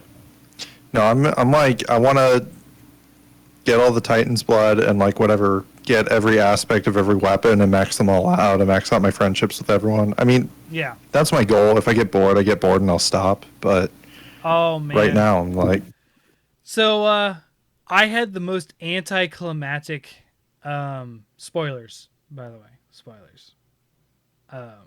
For Hades? For Hades. Yeah. Yes. Now, you guys can tell me. If you enjoy great games and haven't played Hades, don't let yourself get spoiled, because it's really good. I'm only spoiling one of the love paths. So. Okay. Oh. And I won't. So if you guys don't want the full spoiler, I won't do that. But I will say, I went for Medusa. Or Dusa. Okay. Dusa, yeah. Very unfulfilling. Very unfulfilling. That doesn't. Can I tell you a fun thing? Yeah. Okay, or you can finish your thought, unless you have more to say. That was it.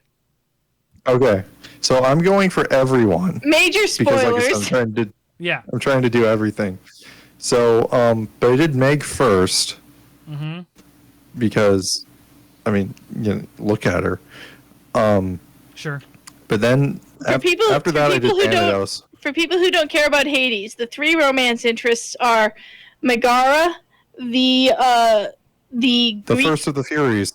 The first of the Furies, who punishes Oathbreakers and those who are consumed by jealousy. Mm-hmm. The other love interest is the gay love interest Thanatos, who is the uber sexy personification of death by peaceful rest. Mm-hmm. And then the third option is the severed head of Medusa, who has major anxiety issues. She is the cleaning lady. She is. And she is the help. Yeah. Yeah. Anyway, so whatever. I got Megara a while ago, and just today I got Thanatos. And because the game is like wants to let you do everything, there's no like, oh, you did this path, so you can't do that path. Yeah. But there was a conversation with Thanatos where Zagreus is like, hey, Thanatos, kind of fucking Meg. I don't know if that's cool. And Thanatos is like, who do you think suggested I come visit you? Oh, that's funny. And I saw that, and I said, she is kinkier in ways you cannot comprehend, Zagreus. Like, what he said was, I've known Meg for a lot longer than you have. Well, yeah, he says that, but also he literally says, who do you think's idea it was that I come here? And I'm like, God damn, like Meg, like she was like, you know what would be hot if we brought death itself into the bedroom. Yeah. See, I got to the point where I haven't completed the love line with Meg, but you start knocking boots well before the end of that. So I'm actually in. Oh yeah. I think it's happened like once or twice, I guess. I'm pretty sure they banged before the game begins because they're like ex. They're like ex. They are exes, yeah. But it's happened again, and to where I got. But I started with Dusa, and there is no such thing with Dusa. There is no such thing. Like Dusa. Yeah, I was really wondering about that. Like Dusa, like I said, I don't want to spoil it because you're going for it, but like Dusa was like, I'm just gonna. If you know anything about my dating life, by the way, it feels like my real dating life is what Dusa felt like. Okay. By the way, don't worry about spoiling me because, like I said, I got this game. I thought it was awesome. I suggested Chelsea get it. She got it, and then I hurt my hand, and then I watched her play it while I couldn't for 2 months. Yeah, he hurt his arm and he couldn't play video games most of the summer. Okay. So most of the game was spoiled for me already, so don't sweat it. So you get I'll go ahead and spoil it because it's just funny. It's just funny because of the comparisons to my life. So you get to the end with Dusa and she's like, hey, I'm so glad that we were able to connect in this way and yada yada. Like she's like, her line, I think, but I might have taken it this way because this line has been said to me on so many different levels. Oh boy. This is what was said to me when my ex-wife was leaving me. I have been like, several girls have said this to me. Oh no. And they're like, you're a great guy, Zagreus, but I just don't think it's gonna work. Kind of deal. Like, let's just be friends. Oh my gosh. And I was like, oh, Dusa, why? Dusa, wait, why are you doing Dusa this? friend zone Zagreus? Yes. Are you kidding me? No. What the fuck? Yeah. I was like, no, I'm going for Meg. I'm going Meg. That is halfway through. Start knocking boots. I'm like, Meg's so much better. Fuck you, Dusa. Fuck you. Meg's awesome. Oh, jeez. That is the greatest plot twist ever. Oh, it's so funny. Noting Zagreus. It's so because it was funny too. Because like I'm pretty sure her line is, "You're a great guy," which is exactly what was said to me, like word for word. And I was like, yeah. No lies. I've heard that line a few times in my life before I met Chelsea. Yeah. Yeah. It's not a fun one. I feel it. Jesus Christ. Oh, it's gonna fall off. The poop's gonna fall off. I'll just take it off. Anyways. That's okay. Listeners, he put a little pink poo Princess Poo. plastic. It's a little I don't pink know poo what emoji. turned his poop pink, and I don't know why he thought to display it on Twitch, but it was there the whole time. It's one There's of a the plastic. toys. There's a plastic pink poo emoji he had on his microphone that just fell off, and he It's caught it. squishy. Oh, it's a squeaky toy. Oh, Yeah. it's a stress ball. It's a stress Yeah. ball. Yeah. God damn, man. My girls Just showing really your poop love, on Twitch. they really better like watch poop out. toys. I don't know what it is. They really love poop toys. Oh, God. It's okay to discourage your children. I find Sometimes it it is okay. hilarious. I find it hilarious, honestly. But anyways, Well, so all right. So you've been playing Patron. You've been playing Hades. Wait, real quick, my last thing about Hades, because just thinking about kids. So Soul, he's been watching Bugs Bunny a lot lately. Mm-hmm. And via Bugs Bunny, he has learned that guns exist. And he thinks that guns are great. oh Yeah.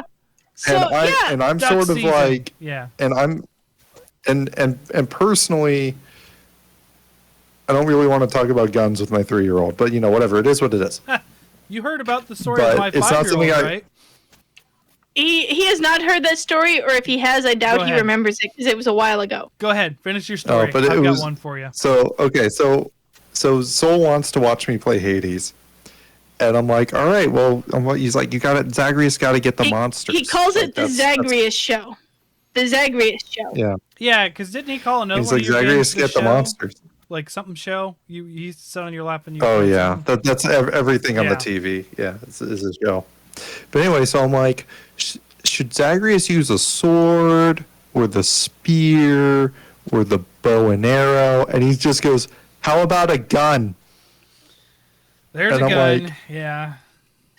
Like, yeah, okay. I'm like, there's no way he knows that there's a gun in the game. He just wants there to be a gun in the game, and it turns out there is. Yeah. And so he watches me do a whole run with the gun.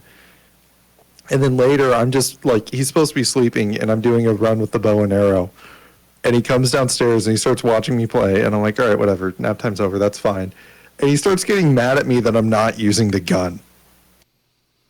He's Yeah. like, Daddy, use the gun. Yeah. And I'm like, Yeah. well, I can't really stop at this point. Daddy, use the gun.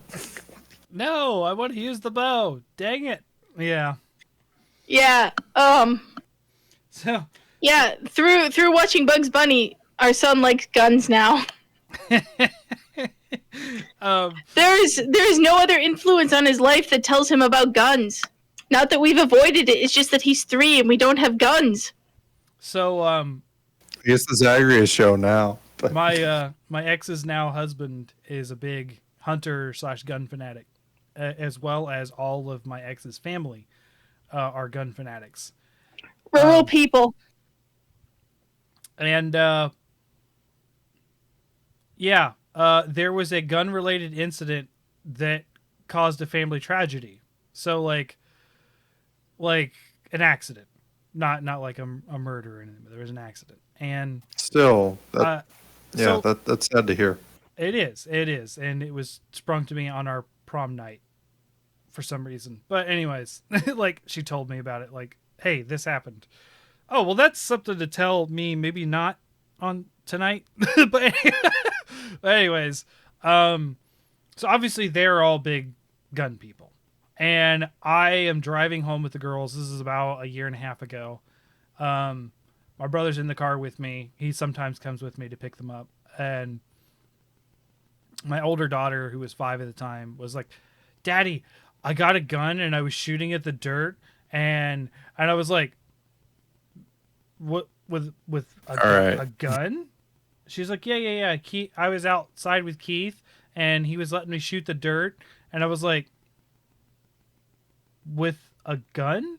She's like, yeah, a real gun. It was so cool. And I'm like, hold on. Like, I don't know that I'd be able to comprehend that. You're 5. There should be no shooting gun anything at anything, holding gun. No, I went.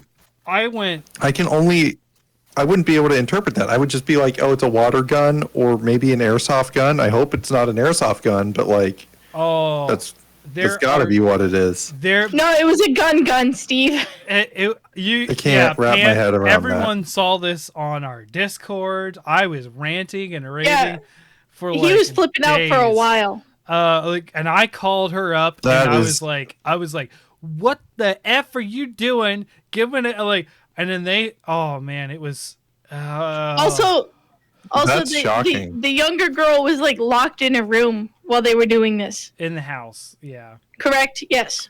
Yeah. Which, I mean, if she's going to be anywhere, I guess that's the best of places. I guess, but bad situation overall. Yeah. I was told seems like a solid way to lose custody. I'm just going to throw that out there. I am not looking for like if you just wanted to lose custody, I know. Well, no. I mean, that's fine. But I'm saying like if I just wanted to completely lose custody, that'd be like a real efficient way to do it. Right. Yeah. Hey, I taught them how to shoot a hunting rifle at 5. Now, that's actually one child was locked in a room, I don't think she was locked in the room. No I think she was adults locked in in the the house. And I think I mean, I imagine it being like room time, Steve. Yeah. Well, the difference is if there's adults in the building or not. Now, the way that Emery and Cece put it, they were both like, she was locked in because Emery wanted to be out there with everyone else. So I think they overplayed how locked in she was. And I'm pretty sure her mom was with her in the house.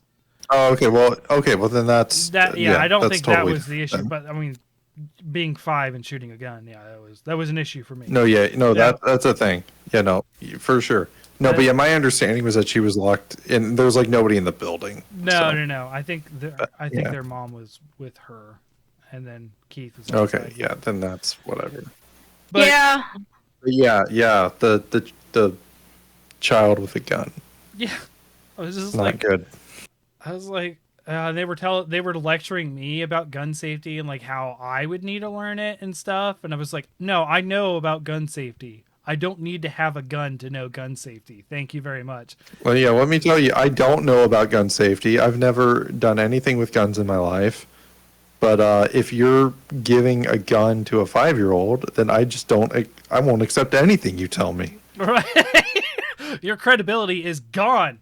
Yeah. Jeez. If you're giving a gun to a 5-year-old, I know more about gun safety than you, as evidenced, because I wouldn't do that. Right. Yeah. And, like, for perspective, for me, like, most of the men in my family were in the Marines. Yeah. My dad, like, shot rifles at a semi-professional level.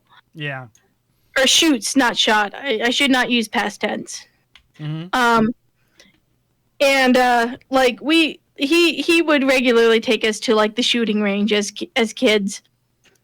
And when I have a very, very distinct memory of when I was 7 and my oldest brother was 12 or 13.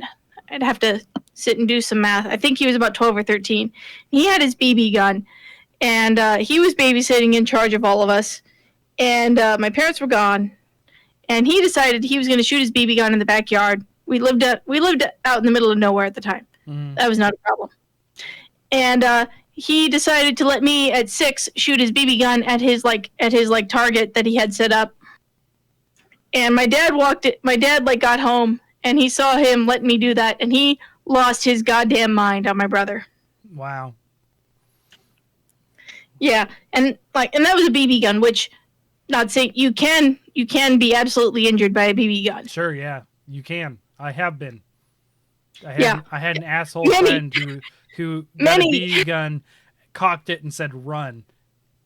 God damn. Many people have been injured by BB guns. Yeah. But yeah, my dad lost his goddamn mind, and my dad is about as pro gun as it can get.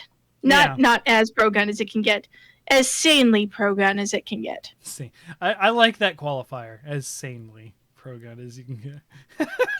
And and he lost his shit at my brother letting a 6-year-old have a BB gun. I didn't shoot a BB gun until I was probably 12. I think I was 12, and then that was the cutoff age for me. Except then they didn't get me one. I never had. That's another. I had a good friend who lived nearby who was very much into hunting and that kind of stuff. And he was like, "Hey, come do this." So we went and shot BB guns, and there was like, "It wasn't that any fun?" And I was thinking to myself, like, it was like 12, right? So I was like, "Yeah, but I kind of just wanted to play Final Fantasy. Like, I just didn't." Like, I don't. We were just shooting. Now, what I did like to do at that age is throw tomahawks. That was fun, but that was a No thing. comment. That was a thing that That's was not in my something I've family. ever done. It was fun for me. I mean, we did it at camp. There's a tomahawk throwing like It's become a thing. There's I don't two. There's two Place? in Lincoln. Yeah. There's two here in Lincoln. There's one in Chillicothe now. Yeah. Yeah, we have one that is. They have a tomahawk range inside their tap house. Mm-hmm. Like it's a cider tap house. I'll let you guess who They heard. just call it axe throwing. No, they Yeah. call it tomahawk. Okay. Maybe, I don't know. Ours is They're called axe tomahawks. I think but- one. Yeah. No, they Yeah, call it they're- axe throwing, but yeah. Yeah, but they're tomahawks. Mhm. And then the other one is just an axe throwing range, Okay. which is like right below the escape room place that Taylor likes to go to. Oh, okay. Yeah. Below it. Cool. Yeah, it's a 3-story building. It's also just a really good bar in that building too. That feels bad. I don't know. Like I don't. Wow, they're on the first floor. Like, whatever. They got soundproof floors. Okay. I never thought of throwing it inside of a building. That's the difference for me. It's Oh, like yeah. It was always out in a field with like Yeah, sure. a No. log. No, there's like I a don't see it- range. Yeah. Yeah. Yeah, I don't see that difference in like indoor archery range. Like, you have your safeties in place. but- Sure. Yeah. Just okay. I'm sure it's safe. So, I also don't like the idea of a bar on. I mean, top they of haven't it. been shut down Let's yet. get drunk and throw axes at people. oh yeah, no, that's what I Yeah, was that's getting a at little- with the cider tap room and Yeah. / axe range. Yeah. Like Yeah. I said, I'll let you guess which one of our friends, Steve, went there for his birthday. There's a friend of ours that infamously drinks cider. No. Gotcha. I don't remember this. If I I remember drank, him if I having drank house alcohol, parties. it would probably be something like a cider. That'd be something because there's a lot of apple farm stuff around here. Yeah. Of course there is in Ohio. Yeah. No, not even like that's not sarcasm. That's Yeah. The whole historically that makes sense. the whole Johnny Appleseed thing started here. Yeah, Yeah. yeah, I know. I didn't know that. Yeah, Ohio was like Johnny Appleseed's, like, that's where he began, and then he came all the way west to Nebraska City, and that's why we have all those apple wow. orchards in Nebraska City. No. Yeah. Yeah, there's Nebraska. Actually, Yeah, Hirsch's apple farm here is a big thing. yeah. So is a Union Orchard in Nebraska City. Yeah. Anyways, games I have played. Mm-hmm. I got Pokemon Snap about a week and a half ago. Awesome. So you finally got it. What do you think? I'm excited. Many of the frustrations that I have had with the Pokemon series came to a boiling point in Pokemon Snap. Oh no, because they used a bunch of the same ones. No, it doesn't have to do with like the same Pokemon and stuff. Uh-huh. It's that I am like 4 fucking hours into the game and they're still tutorialing me shit. Fair. Yeah. There's definitely a lot of that. And it sapped my will to play the game. How far did you get? Let's see. I got the special. I kept replaying levels a lot, so I got the sparkling Meganium, and then I got to the jungle, and I went through the jungle a few times, and then I went back to the main level for a bunch of times. I am very, very sick of many of these characters and how they are like hand holding me and just explicitly like the tap X to reveal all the secrets button. I don't like that. Oh yeah, that's a bit. And it's weird because you have to do that to activate them too. Like Yeah. you can't just take a picture of it. You have to have hit X and then you take a picture of it. Yeah. Yeah, and I like to think that I'm not a Pokemon Gen 1 or purist, especially because Gen 3 holds the fondest memories for me. But Yes. I just this Pokemon Snap doesn't have the fun that old Pokemon Snap has.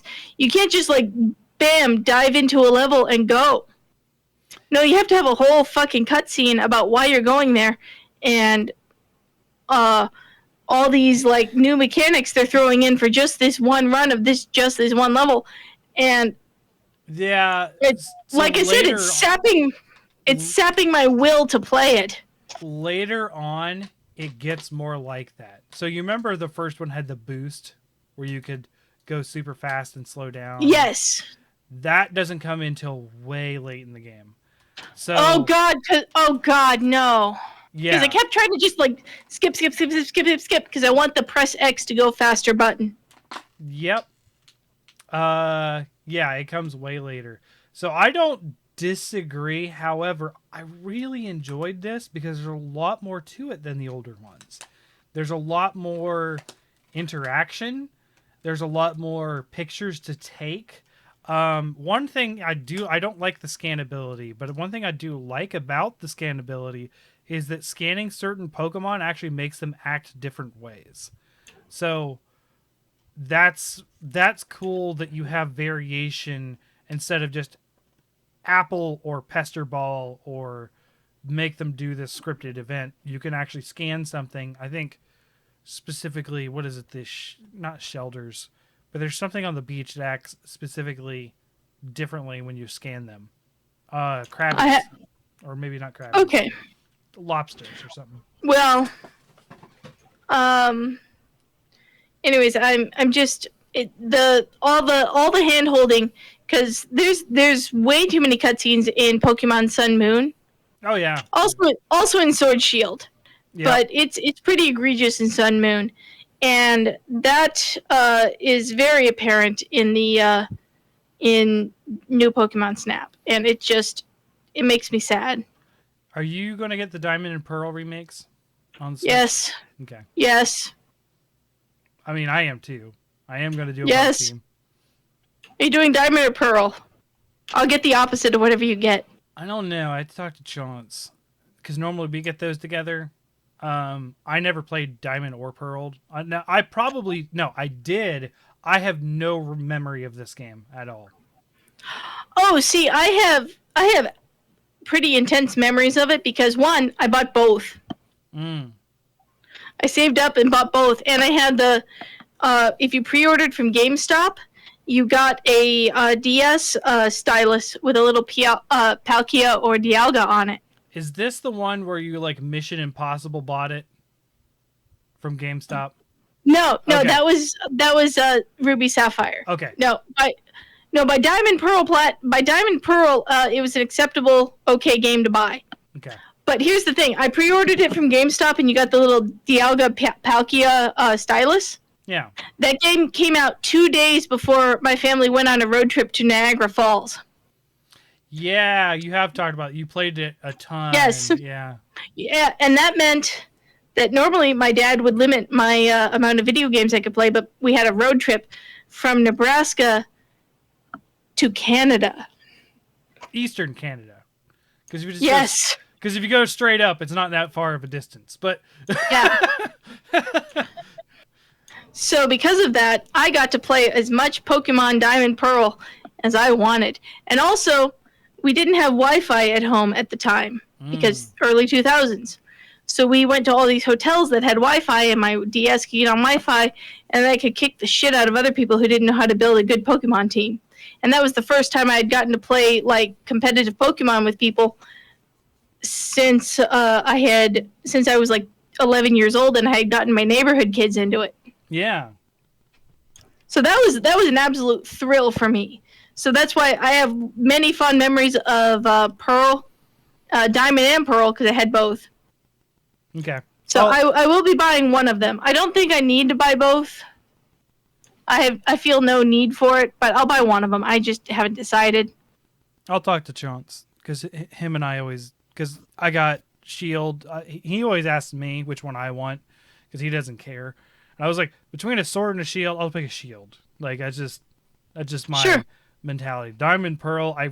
Like if I were to just obtusely pick one or the other, I'd probably go with a Pearl, but I don't know. I don't have. I do like Chelsea, whichever one you get, I can just get the other one since we have 2 Switches now. Like, and I don't trust you to play it. I'll play it. I'll play it. I always play Pokemon. I just, how long until I get bored is, a different question. Jim too. I do like Palkia. Palkia's design better than Dialga, but. Okay. I'm Anyways, just saying that'd be a good excuse for you to own both. Is it, I'll play true. the other one. So I played Pokemon Snap, and I was very frustrated with it, and then I played Gleaner Heights because Sasha recommended it so hard last week, and I bought it like pretty instantly after she recommended it. I looked into it, and I was like, I cannot be arsed to do another game like this. I just cannot. So here's the thing. One, I'm a pretty hardcore fan of farming simulator type games. Yeah. Not literal farming simulator because those have tractors, and I don't like farming games with tractors. No, you're Harvest Moon. Yeah. Yeah, I'm a huge fan of Harvest Moon games, and I thought the Gleaner Heights would be sort of the way Sasha described it. It was like a sort of next step in Harvest Moon games. Mm-hmm. And I've played it a decent amount, not super in depth yet. I've played it a decent amount. I think, just personally, I think you should save this discussion for when Sasha is around, so that way you bounce stuff off her. Okay. I was saying, like, whatever you have to say, because Fortuan and I have nothing to say about this. Yeah. Okay. Well, I've played it. Graveyard Keeper's better, but I will I will repeat that hot take when Sasha comes back. Okay. Yeah. But if you want a spooky Harvest Moon game, play Graveyard Keeper. I have Graveyard Keeper on GOG actually. It's a pretty solid game. I picked it up on sale. It was highly recommended. So did I. Yeah, I picked it up. No, my weird Graveyard Keeper, and I can never play this game, even though it sounds interesting. So like, one of my friends, not to get super dark, but so one of my friends committed suicide, right? And I go to his funeral, and I'm like super bummed out that day, so I invite a friend over, and he's like, doesn't really or he knows what's up, but like is whatever, trying to have a good time. And he's like, let me tell you about this game I got called Graveyard Keeper. That friend was Devin. Telling me about how he's like, yeah, that was Devin, who was on a few weeks ago. Yeah. And he's like, yeah, you can dig up the corpses and like sell their organs and stuff. And I'm like right after I came back from my funeral from my friend, and I'm like, dude, I'm never playing this fucking game. Dude, no. Yeah. Oh man. Yeah. That's a rough one. Yeah. I bought it for now Switch. that's like permanently associated in my mind. Yeah. So like, that's kind of like with me in OhioCon, which is like a big anime convention here in Columbus, in Ohio. And everyone's like, you should go. It's not just anime, it's video games. Like everyone's there. It's so cool. That's true. Like it would be a thing. And I'm like, I cannot go. There's nothing that will ever make me go because I have had 3 birthday parties, have everyone ditch and go to OhioCon instead because it was on my birthday weekend. Sure. So I will never go to You should have had your birthday at OhioCon. That'd be the way to do it. Just have your birthday at the convention. 12 and we didn't have a ton of money. So like oh wow. Going up to Columbus for a birthday. Wait, Fortran, how old are you? 33. Wait, so like there was anime conventions in Ohio like 21 years ago? Pretty much. Like in the year 2000? Yes. The year of our Lord 2000? That's crazy. Yes, that's not that weird. I mean, Gen Con's been going since '84. Yeah, but that's like board games existed back in the day, but anime didn't. Yeah, it did. There's 80s anime. I know it did. There is 80s, We but know like there's in 80s America, anime. it wasn't We watch a lot of it. until like Toonami, which was Gundam. like exactly then, but it still took some time. Yeah, we watched lots of 80s Gundam and 90s Gundam and Gundam some 2000s Gundam. Gundam just never dies. Pretty rad. it just lives on. Yeah, no, Chelsea just yelled something at me. I don't know. But yeah, it's just like with me in OhioCon. I've never brought myself to do it because I'm just Yeah, that's cool. like, no, I can't. No, that's totally fair. 3 years in a row, like. I will say, like, and if that's your thing with that convention, whatever. But like, I used to be pretty into anime, but then I would like go to anime conventions and I'd be like, I don't want to go to panels. Like, I mean, if there was an actual voice actor or something, but at whatever Anime NebraskaCon, they didn't have any voice actors doing panels. Well, there's so it would just be panels with just there's a Wizard Con going on in Ironton, Ohio, in November. My brother was telling me about. So everyone. What is Wizard Con? He said it's probably not just Harry Potter, but it might be a Harry Potter convention. Oh yeah. So like, but it's like he's like it says Wizard Con. It could be like just wizards. So I was like, let's just go with our beards and see how it works. Like just. I'll try to. But whatever. I was like, whatever, freshman in high school, and was very hyped to go to an anime convention because back then I was like watching like illegal fan subbed versions of Naruto, like before Naruto was even licensed in America. And I was real hype. And then I get there and they're like, yeah, there's panels where you can listen to other fans talk about whatever anime. I'm like, that sounds fucking boring. I'm just going to go to the video game room and I just play video games for 3 days. Yeah. And that's like my convention experience at every convention. Like, I have a good go to the video game room. That was not involved in the OhioCon incident of ditching me because we didn't know each other at the time. It's a college buddy of mine that goes, and he goes to other conventions too, and he lives in Columbus, which has all of these, and he's always like, he's always like, yeah, just go and play video games or board games or all that, and just meet people and have fun, and 100%. So my brother and I have talked about going because we live out in Timbuktu. Because either way, it's going to be a drive. Oh, hey Blinky, what's up, girl? Stargo is friend. Yeah, she was unfortunately by herself for like 9 hours on Thursday.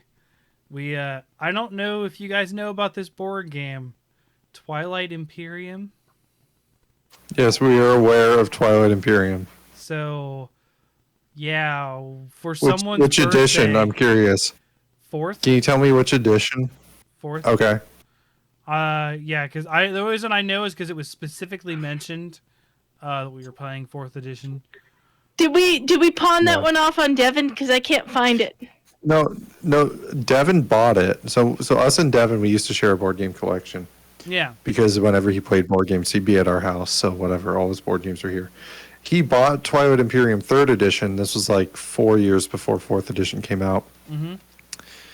And it sat on my shelf for like 5 years. I don't think we even No, we never played it. We separated the board game convention. I gave it back to him, and he's like, "You want to trade me something for this?" And I'm like, "No." And that was that. That game is complicated. Twilight Imperium is the board game you go play if you've got 4 people who have nothing better to do for the next 4 days. I remember when I lived in the dorms in college, 5 of my friends that I hung out with over whatever Columbus Day 3-day weekend, some 3-day weekend, maybe it was Labor Day, I don't know.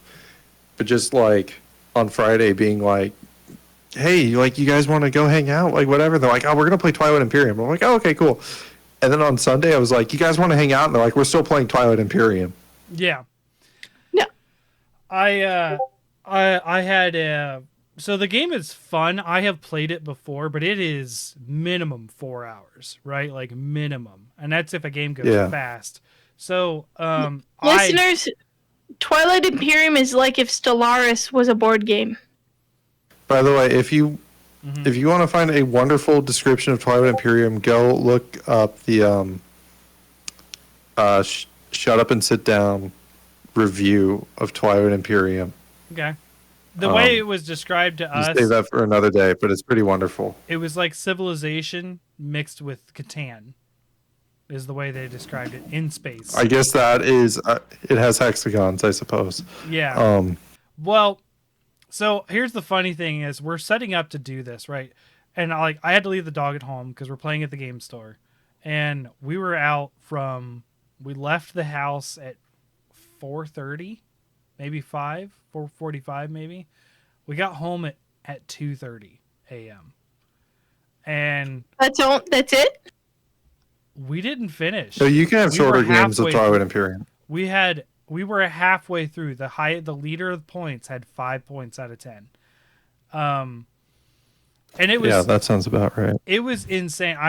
It's funny because like everyone was like a big part of the problem. Like the first hour was setup, and not even playing. Oh yeah.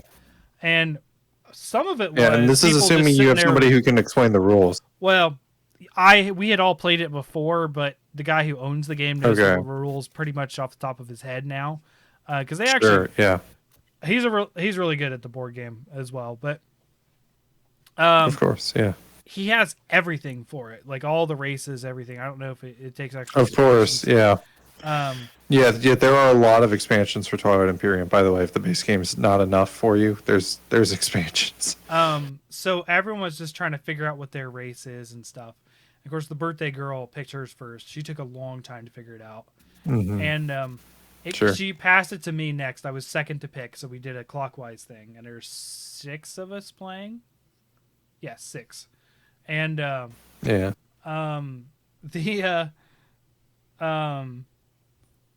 the stack to me. I literally take the top one off the stack, put it down, and pass it on. Like I was literally like, I'm just gonna play this race. Like I'm so done with all this hemming and hawing over what we're gonna do. And like once I got into it, it was fine. I ended up being the plant people. I almost never want to pick a different race if we ever play that again because it was so fun. I'd be like, everyone's like, we were talking about because you get a lot of stats about your race. Like, there's 4.7 billion of these things on our home planet, or there's like 1.8 billion, and you got all this story and stuff. And my population card said 1. I was like, oh, cool. I'm 1. I'm 1 plant. That's pretty rad, actually. And it was a plant that. You know what I'm gonna say? Go ahead. Oh yeah. I was gonna change the topic slightly, so you can continue. The only thing else I was gonna say, it was fun because I was also the plant worked like that fungus that takes control of ants. So cordyceps. Oh, yeah. God. So all of my ships were manned by other races that I had infected with my plant spores, and I was just a singular plant with a hive mind. And I was like, "This is the most cool thing ever," and I loved it. It was like that is super rad. I was like just like spreading because you could just spread. You spread spores as one of your thing. I was just spreading across the map slowly. It was fun. But yeah. So what were you gonna say, Steve? That does sound super rad. Oh, I was gonna say I don't know how much control you have over what board games your group has, but I would highly recommend this game called Eclipse. You can actually see it behind Chelsea when she's at the right angle. She's grabbing it. It's on the bottom shelf. Oh, okay. No, she walked away from it. I can see it. Okay. There it is. So Eclipse is a whole. She's holding it upside down. Eclipse is a whole lot like Twilight Imperium, except it's like faster. No more than 6 hours. Yeah. And it's like smaller. It's very. Yeah. It is smaller. I mean, it's still got the civilization building stuff. You still have an economy to manage. Like there's a tech tree to research through. But ultimately, even though there's lots of ways to earn points, the most reliable way is through combat. So it encourages combat, which reduces the kind of like middling around. And also the way it's just designed, instead of like first to 10 points, it's like there's 8 rounds, and at the end of round 8, whoever has the most points just wins. Oh, okay. Yeah. When we ended, And if there's a tie, then there's tiebreaker mechanics. But yeah. when we called it and we were like, we're done, that was only essentially round 4. It took that long to do 4 rounds. It was insane. Yeah. But yeah, Eclipse is my absolute favorite board game of all time. It was given to us in a fit of fury. That's true, because this is from Devin. Devin bought that game. It was $106. Ooh. It was. And that sounds like a lot, and it feels like a lot, but that sounds normal for a board game. It's anywhere near. Yeah. It's on the a bit much expensive for a end. board game. Mhm. Yeah, it's not obscene, but it's on the higher end. I mean, it's got like 400 miniatures. Mhm. But he got it, and we were gonna play it on my birthday, and we played it, and I just like annihilated him, and he got so mad that he gave me the game because he didn't want to own it anymore. Happy birthday, asshole! That's almost Yeah, exactly like- what he said. Oh, jeez, that's funny. Oh man, I like Devin. He was fun having on. Yeah, he's a fun guy for sure. Oh man. All right. So Pan, did you play anything else? We Are Billions. Yes. I could have sworn you recommended it to me, but apparently not. No, according to our pre-recording chatter. Yeah. But it is an RTS game that takes place after the zombie apocalypse. Humanity has ascended up to about a steampunk level. And it's basically StarCraft if StarCraft was a post-zombie apocalypse steampunk game. And that fact makes Steve a little sad because he tried for a long time to really get me into StarCraft, and it just didn't hook me. Oh, I don't even care at this point. That was years ago. It was. Well, you were just like, we were playing Heroes of the Storm, and you're like, what's the deal with this guy? And I'm like, you could play StarCraft and find out about it. I got the discs right here. Later on StarCraft. I played a bit of StarCraft very casually, so I never finished a campaign or anything.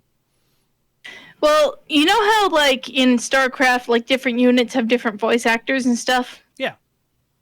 So, in We Are Billions, the Ranger, which is basically an archer, Yeah. I swear to God, there's Katie Seagal, who is Leela / the wife from Married with Children. Oh. Yeah. Leela from Futurama. Yeah. It sounds exactly like her, but I cannot find any evidence online anywhere that it is actually her. But I also can't find any creditation of this voice actor to anyone. But it sounds exactly like Leela. Is there credit? Most games you can just go in the options and look at the credits. I have not tried that yet, but I Okay. assume if it was in the official credits, then people would not be wondering about it on Reddit. Fair. I don't know. Maybe people are dumb. Although it could be like a secret conspiracy. Yeah. So, because 420, I know that you watch extra credits. I used to. Yeah. Or yeah. But who's James Portnow, like the main writer? Yeah. He always would like say that he worked on games ranging from Farmville to Call of Duty. Like that was his quote he would always say. Sure. Yeah. His name is not listed in the credits of any Call of Duty game. Like people have looked into this. That wasn't the point of his statement, though. He didn't work on Farmville either, but he was talking to Complexity / I always understood it as he worked on those games. No, That's how he stated it. He was relating it to as far as like AAA to indie / not indie. Apps, okay. App-like games, because Farmville. It's getting a little late, mate, and I don't want to. Yeah. You No, and I that's may fine. dive into this some other time. Yeah. I don't remember hearing that from him, but I don't know. I like Dan a lot better. That was like his quote. I like Dan a lot better too. Yeah. No, I just remember like he did an AMA one time on Reddit, and I was like, "You're like you say a lot. You work on games from." I asked him exactly this. I said, "You say you work on games that range from Farmville to Call of Duty, but is there like a game that you think really exemplifies you as a developer, like a game that you had a lot of input on?" Mm-hmm. And he was like, "Oh, I wish I could tell you, but I can't." And that was like his answer to me. Okay, yeah. Have you worked on games, James? Like, I there's feel evidence like he teaches game design.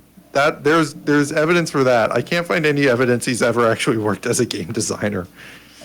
Sure. like he's yeah. I remember talking to you about this, but yeah. I don't want to dive into that, but yeah, there's very, very few credits that actually list him. And it's like, pretty sure that you can talk about games you have designed once the credits for those games have been published. But he's always like, I can't talk about those games. But that's that could be a huge discussion in of itself. Not saying he isn't a very intelligent person, and you hear him talking about game design, he clearly knows what he's talking about. But I can't find any evidence he's ever actually worked on a video game. Anyways, I really like They Are Billions. I like the premise of it. I'm really enjoying the sort of campaign to it. I like the story of the campaign where like this very Roman style emperor wants to retake the earth in the name of humanity. I like that. I like that plot. Funnily enough, today, like my son was like napping super hard because we took him to a playground, and then he just crashed all afternoon. I'm like, I can deep dive into a game. I really wanted like a good hard like either colony builder or simulation game of some kind or whatever. So I guess I'll play We Are Billions. Yeah. And I played that for a few hours, and after a bit, Soul came downstairs. But about 5 minutes before Soul came downstairs, I remembered there's a RimWorld expansion I haven't played yet. Oh yeah, the religion one, right? Yeah. Yeah, I've been seeing it all over the store page for GOG. Yeah. And I'm like, man, I really want like a good, deep colony builder RPG type game. So I guess I'll play We Are Billions. Mm-hmm. And mere minutes before our son woke up, I was like, oh yeah, RimWorld has an expansion. I should just get that expansion and play RimWorld. And then I hear Soul coming down the stairs. Oh yeah. That's it. That was just a stupid, sad experience I had today. So something that fascinates me about RimWorld is the developers like, this is a $35 game, I'm never putting it on sale attitude. Yeah. Which I think is economically dumb. But, whatever. It's his game. His name is Tynan. His name is Tynan. All right. Okay. I'm not going to remember that, but okay. Love it. But so this year at the summer Steam sale, he put it on sale. To my knowledge, it's never been on sale before this summer Steam sale. 10% off. Yeah. The Steam summer sale, like 6 years after it comes out. Yeah. Yeah, he's You could save yourself $3.50 on a 6-year-old game. He's batting up there with the Nintendo on that one. Ideology is the name of the expansion, and it's $20. It's 2/3 of the game price. So I'll probably end up buying it in the next month. Oh, what? Was that a doggo or there's a kid? What? Okay, go plug it in and close the door. Good night. Did her Switch? I was about to ask, did her Switch die? Yeah. Boy, it's late where you are. It's Saturday though, I guess. Yeah. No, they're not great about staying in bed anymore. I was gonna say I actually re-picked up, and I know we just had this discussion last week with Blizzard, but I re-picked up Diablo 3 and started playing it again. Oh man. So I can hear them both in the living room. Anyways, so there's a season going on, and they have ladder seasons and whatnot. And they added in ethereal items, which are really cool items that add a bunch of stuff. Oh, it gets better, Pan. Since we've talked, they've fired more developers, and 2 of them were on the Diablo Someone just team. snuck into your room. Go to bed. I'll be right back.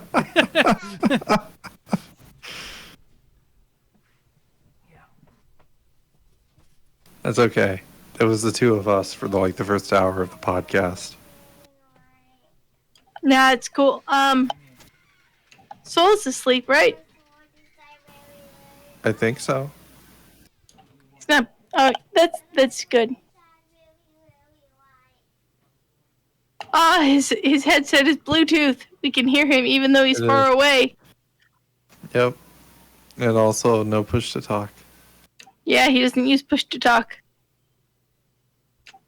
I swear to God, if he says don't let the bedbugs bite, I'm gonna lose my mind.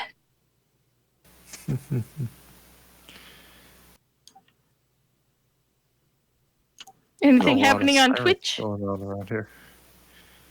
No, There's nobody's sirens? talked on Twitch. Yeah, there's sirens. I can't hear them You down don't here. hear 'em? Maybe the sheriff's department headquarters is doing another drill. Maybe. Anyway, no, there's been no chats on Twitch since we talked about Venom. Oof. The last chats were talking about Morbius. The Oh, living hey, there's Dracula. Fortune. He closed his door. It's the living vampire, not the living Dracula. The living Morbius, the living Dracula. Okay. So, You know, Blade, the Dracula hunter. Blade is a vampire hunter. It's Jefferson whatever that's a Dracula hunter. No, he's a Blackula hunter. Damn it, you're Jefferson right. Twilight. Jefferson Twilight. Yes, you're right. He hunts By the way, Blackulas. as far as I can tell, today they put all of Venture Brothers on HBO Max, which if you haven't seen all of Venture I Brothers, have I highly never seen recommend. it. Jesus Christ, Fortuan! I will watch Primal 7 times over if you just watch a season of Venture Brothers. No. I was gonna watch. You don't have to just watch it once. You don't have to make that hard of a deal. I will watch it because my good friend that I meet on Wednesdays is a huge Venture Brothers fan as well. So It's one of my favorite shows ever. Venture It's so Brothers good. is the greatest Western cartoon in a very long time. I highly recommend until Prime. skipping the very first episode. Okay. Do not watch the first episode of Venture Brothers. It is horrible. Start with the second episode. The first episode doesn't do anything. It's one of the worst pilots I've ever seen. I don't know how the show got picked up after this pilot. It's like the first 3 episodes of The Office. The first 3 or 4 are super Yes. For uncomfortable. the first 6. Yes. Yeah. Yeah, the first 6, the first, season 1 of The Office. Don't watch it. And in sort of similar way, season 1 of Venture Brothers is not amazing, but you need the context of it to get all the jokes moving forward. Sure. Kind of like Rick and Morty. Which Rick I and hate. Morty builds on itself quite a bit. Rick and Morty does. I wishes would it could be as good as Venture Bros. Okay, I I'm just agree saying with that that, it but I builds also on think itself. season 1 of Rick and Morty is a lot better than season 1 of Venture Brothers. I have no qualms about saying that. Sure. Venture Brothers is a better show, but the writing in season 1 Rick and Morty is just better. Yeah, I like Rick But, and like, Morty, the but I'm not a jokes- super fan. Yeah. Yeah, I think that's most people. But okay, so there's a thing at the end of I don't care about spoiling a joke in Venture Brothers. But so A at the very 10-year-old end, joke. Yeah. So at the very end of like season 1, the Monarch, who's like the main villain, and by that he's like a butterfly / king themed villain. Yeah, I'm aware of him. Yeah. He's giving his henchmen like this list of orders that he wants them to do while he's in jail, and he's like, did you blow up this thing? He's like, all right, did you steal this stuff from that stuff? Whatever. He's going through this list, and just like off the cuff, he's like, did you deliver the charred remains of Wonder Boy to his beloved Captain Sunshine? And they're like, done, boss. And that's just like a one-off joke that like doesn't mean anything. Yeah. 6 seasons later, which is about 8 years. 8 years later in the real life. 15 years, because the same two guys write it, and they can only write it as fast as they like can come up with the jokes. Captain Sunshine comes back for revenge for like this one-off joke in season 1. Oh wow. That's also Captain Sunshine is voiced by Kevin Conroy. Yeah, also he's voiced by Kevin Conroy, which is wonderful. Sounds familiar. He voiced he voiced Batman in like gotcha. Batman the animated series and stuff. Which I have been watching. His vocal direction and his direction, because I watched the behind the scenes, was just make him sound like Batman. Okay. So there's this one-off joke that you're like, whatever, at the time. And then 6 seasons later, they introduce Captain Sunshine, and apparently he's super pissed about Wonder Boy dying. And you're like, that's kind of weird, but this is a funny episode. You go back and watch it, and then in season 1, the Monarch references that he killed Wonder Boy and sent his charred corpse to Captain Sunshine. Jesus. That's rough. That's rough. Like, hey, it's like, yeah. I mean, the Joker does that kind of stuff to Batman, though. Yeah. No, it's like the most evil thing the Monarch ever did, and it's like just in a one-off joke. Jeez. But since it's like two guys who wrote the whole entire show, like the continuity is like perfect. Yeah, no, there's this whole other episode about Captain Sunshine's official nemesis. I want to say he was Bozo the Super Clown or something like that. Bozo the Super Clown died, and Captain Sunshine is like the chief mourner at that funeral. And he's like clawing at the casket and everything. Also, I was going to say it's a one-off joke. That's in season 1. In season 3, and I guess I'm spoiling these, 4 or 5 jokes in the entire show, but whatever. In season 3, the Monarch's at this party, and he's just making small talk, and he's like, so I noticed that Captain Sunshine's safety is on his solar gun. And I'm scared shitless, but I notice the safety's on. So I say, no beams can penetrate the mighty mantle of the Monarch. And he pulls the trigger and nothing happens. To this day, he still thinks I'm invincible. And that's like him making small talk at a party. Then you get to that episode in like season 7 where Captain Sunshine shows up. And those are the 2 times he's referenced. Like, we killed Wonder Boy and like he thinks I'm invincible. Yeah. Shows up in season 7, like 12 years later in real time. And he's like, you may be invincible, mighty Monarch, but I'll still have my revenge. That's funny. I like it. I like that little. See, here's the difference between that and Rick and Morty. I know Rick and Morty wouldn't do it well because Rick and Morty would be like, "Hey, you remember that? Here, we'll go show you. Hey, you're stupid, right? Like it's just like they're very in your face. That's exactly what they would do. I'm like, Adventure Brothers. I'm like, why would he think he's immortal? And then you go back and watch this old episode. I'm like, oh my god. Like, I like Rick and Morty, but they're too on the nose about things. Yeah. So I was going to say before the kids came in, so they did let go 2 people off of the Diablo team, including its game director. So they apparently were not immune to the issues that we talked about last week either. But regardless to say, I had really run out of games to play at one point, and I was like, I'm just going to play Diablo because I want to play the ethereal items. Because they're Diablo 2 items in Diablo 3, and they're unique, and they do stuff like, hey, Zombie Charger now does, for 25% of the cost, now does 7 times the damage. And it's like, okay, cool. So what can we build with that? So I've actually been playing that quite a bit as well lately. But the funny thing is just adding those couple items, and they actually had a season that I missed previously that there's followers, and there's always been followers in the Diablo series, but basically it's like a helper character, and they were always helpful, but they're always like pretty inconsequential. There was a few things you could do, but like their way to help you was always very limited. They weren't very important.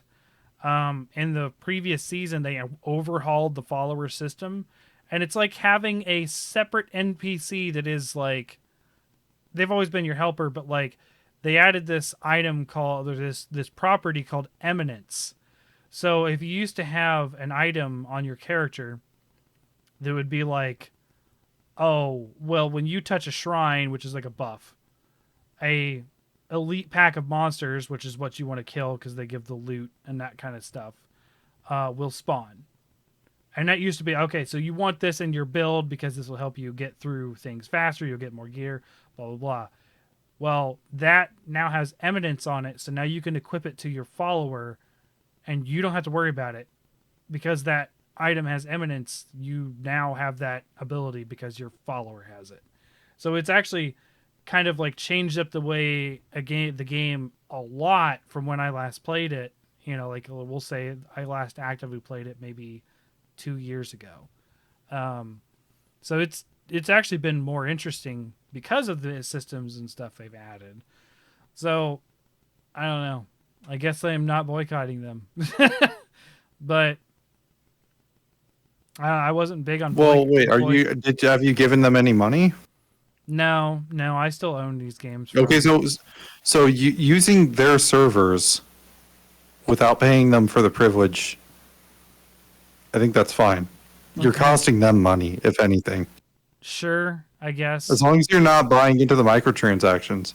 Boycotting is about not supporting them and playing a game. I think that's fine because you're literally just using their resources and they're not getting anything for it. So, I mean, yeah, and you know, good people there's still good people at the company, obviously too. So, it's a tough. It's a gray. But again, like, yeah. No, I don't think so. I mean, literally, like, you're not supporting them by playing the game. Sure. Because ultimately, when it comes down to it, they don't care that you play the game or not. Just that you they want you to play the game because they want you to buy the game, and then playing the game implies you might spend more money, so they want you to do that. But yeah, I got you. But I don't know that's been something I've been playing just because like I was like I ran out of stuff to play, but then I'm still playing Patron. I'm still playing other things. So I started Diablo and then I started Patron and I was like, oh, okay. Here's the funny thing is Patron's been out a little while. I put it on my wish list. The next day, Patron went on sale. And I was like, why would I not? Like, why would I not do this? Like, so that's how that went. And then I got that John Wick game. Persona 5 Strikers. Yeah. And I got that John Wick game like yesterday, and I haven't started it yet because I want to finish Axiom Verge 2, which came out this week as well. So, and that's a Metroidvania. In case you didn't, I know you weren't on the show when I did Axiom Verge, but when we used to do the side quest stuff, Axiom Verge was one of our side quests that we did. So it's a Metroidvania game, and you're a mathematician with a gun, and the new one is you're some science superstar, like I don't know, like a Steve Jobs, except you're a woman and you're shoved onto this alien planet and you have to make your way back home. That's what it sounds like. It's a really weird, but yeah. So next week we'll have Sasha back, and I think we'll do our achievements, right? I hope she should have power. Oh yeah. Gosh, I hope so. Yeah. Yeah, it'd be a long time to be without power. I mean, a long time. I mean, I had that week. All right, well, I hope. That was rough. Yeah. Well, I'm always here as a backup. Mm-hmm. I hope she has power for her own life's sake, but... Yeah, holy shit, yes. Yeah. If need be. I can talk about getting the Sid Meier's Ditch Digging Simulator achievement. which was at the time the rarest achievement in Civilization 6. What do you have to do that? You have to make a canal that is like 7 tiles long. That's quite a far way. Holy cow. Yeah, you have to go Canal City, Panama Canal, City, Canal. Jeez. Yep. Wow, and that's oddly specific. It was an adventure. Like you have to do it that. Yeah, that's the only way to do it. Wow. Okay. Yeah, that's the only way to connect 7 tiles. That is something because cities have to be. That is something I've always enjoyed about achievements is seeing how often or rare they are. That's something that GOG does when you get achievements. Yeah. Steam does it too. Yeah, Steam does it too. Yeah, at the time I got it, it was like 0.0% of players have this achievement. So, like I said, I just finished Dusk. That was one of the earlier ones I talked about. The least common achievement I got on that was complete all 3 episodes, which is basically just beat the game. So only 20.1% of people have done that. So. Oh, I have an achievement. Oh, we can go way rarer than that. Oh yeah. Yeah. I'm aware. Right, I wonder how rare this one achievement is, but I don't want to dive into it before we do the achievement episode. Yeah. It's getting a little late, especially. Yeah. Okay. There you go. I was looking for something. I had a rare. So, Deep Rock Galactic. That's not how you play this game. Rare 5.5. I don't know which. Oh! I know what it is. Deep Rock Galactic is your dwarven space miner. And they have this thing where you have to throw, like, there's this little basketball game thing in the hub area where you throw barrels into this thing and get points. If you throw one of your mugs of beer into the thing, that's how you get that achievement. And it's a 5% ratio of people getting it. So that's there you go. That's the rarest one I could find right now. Right. Anyways, so thank you guys for listening. Thank you for coming on, Steve. It's fun. Always fun. We ended up talking more about games and other, comics and other stuff more than we talked about Legend Monster Hunter for like an hour. Yeah, Legend of the Guild was like. Think about it. That's like the first third. For a Monster Hunter podcast, this has been the most Monster Hunter heavy episode in a long time. Right? It's true.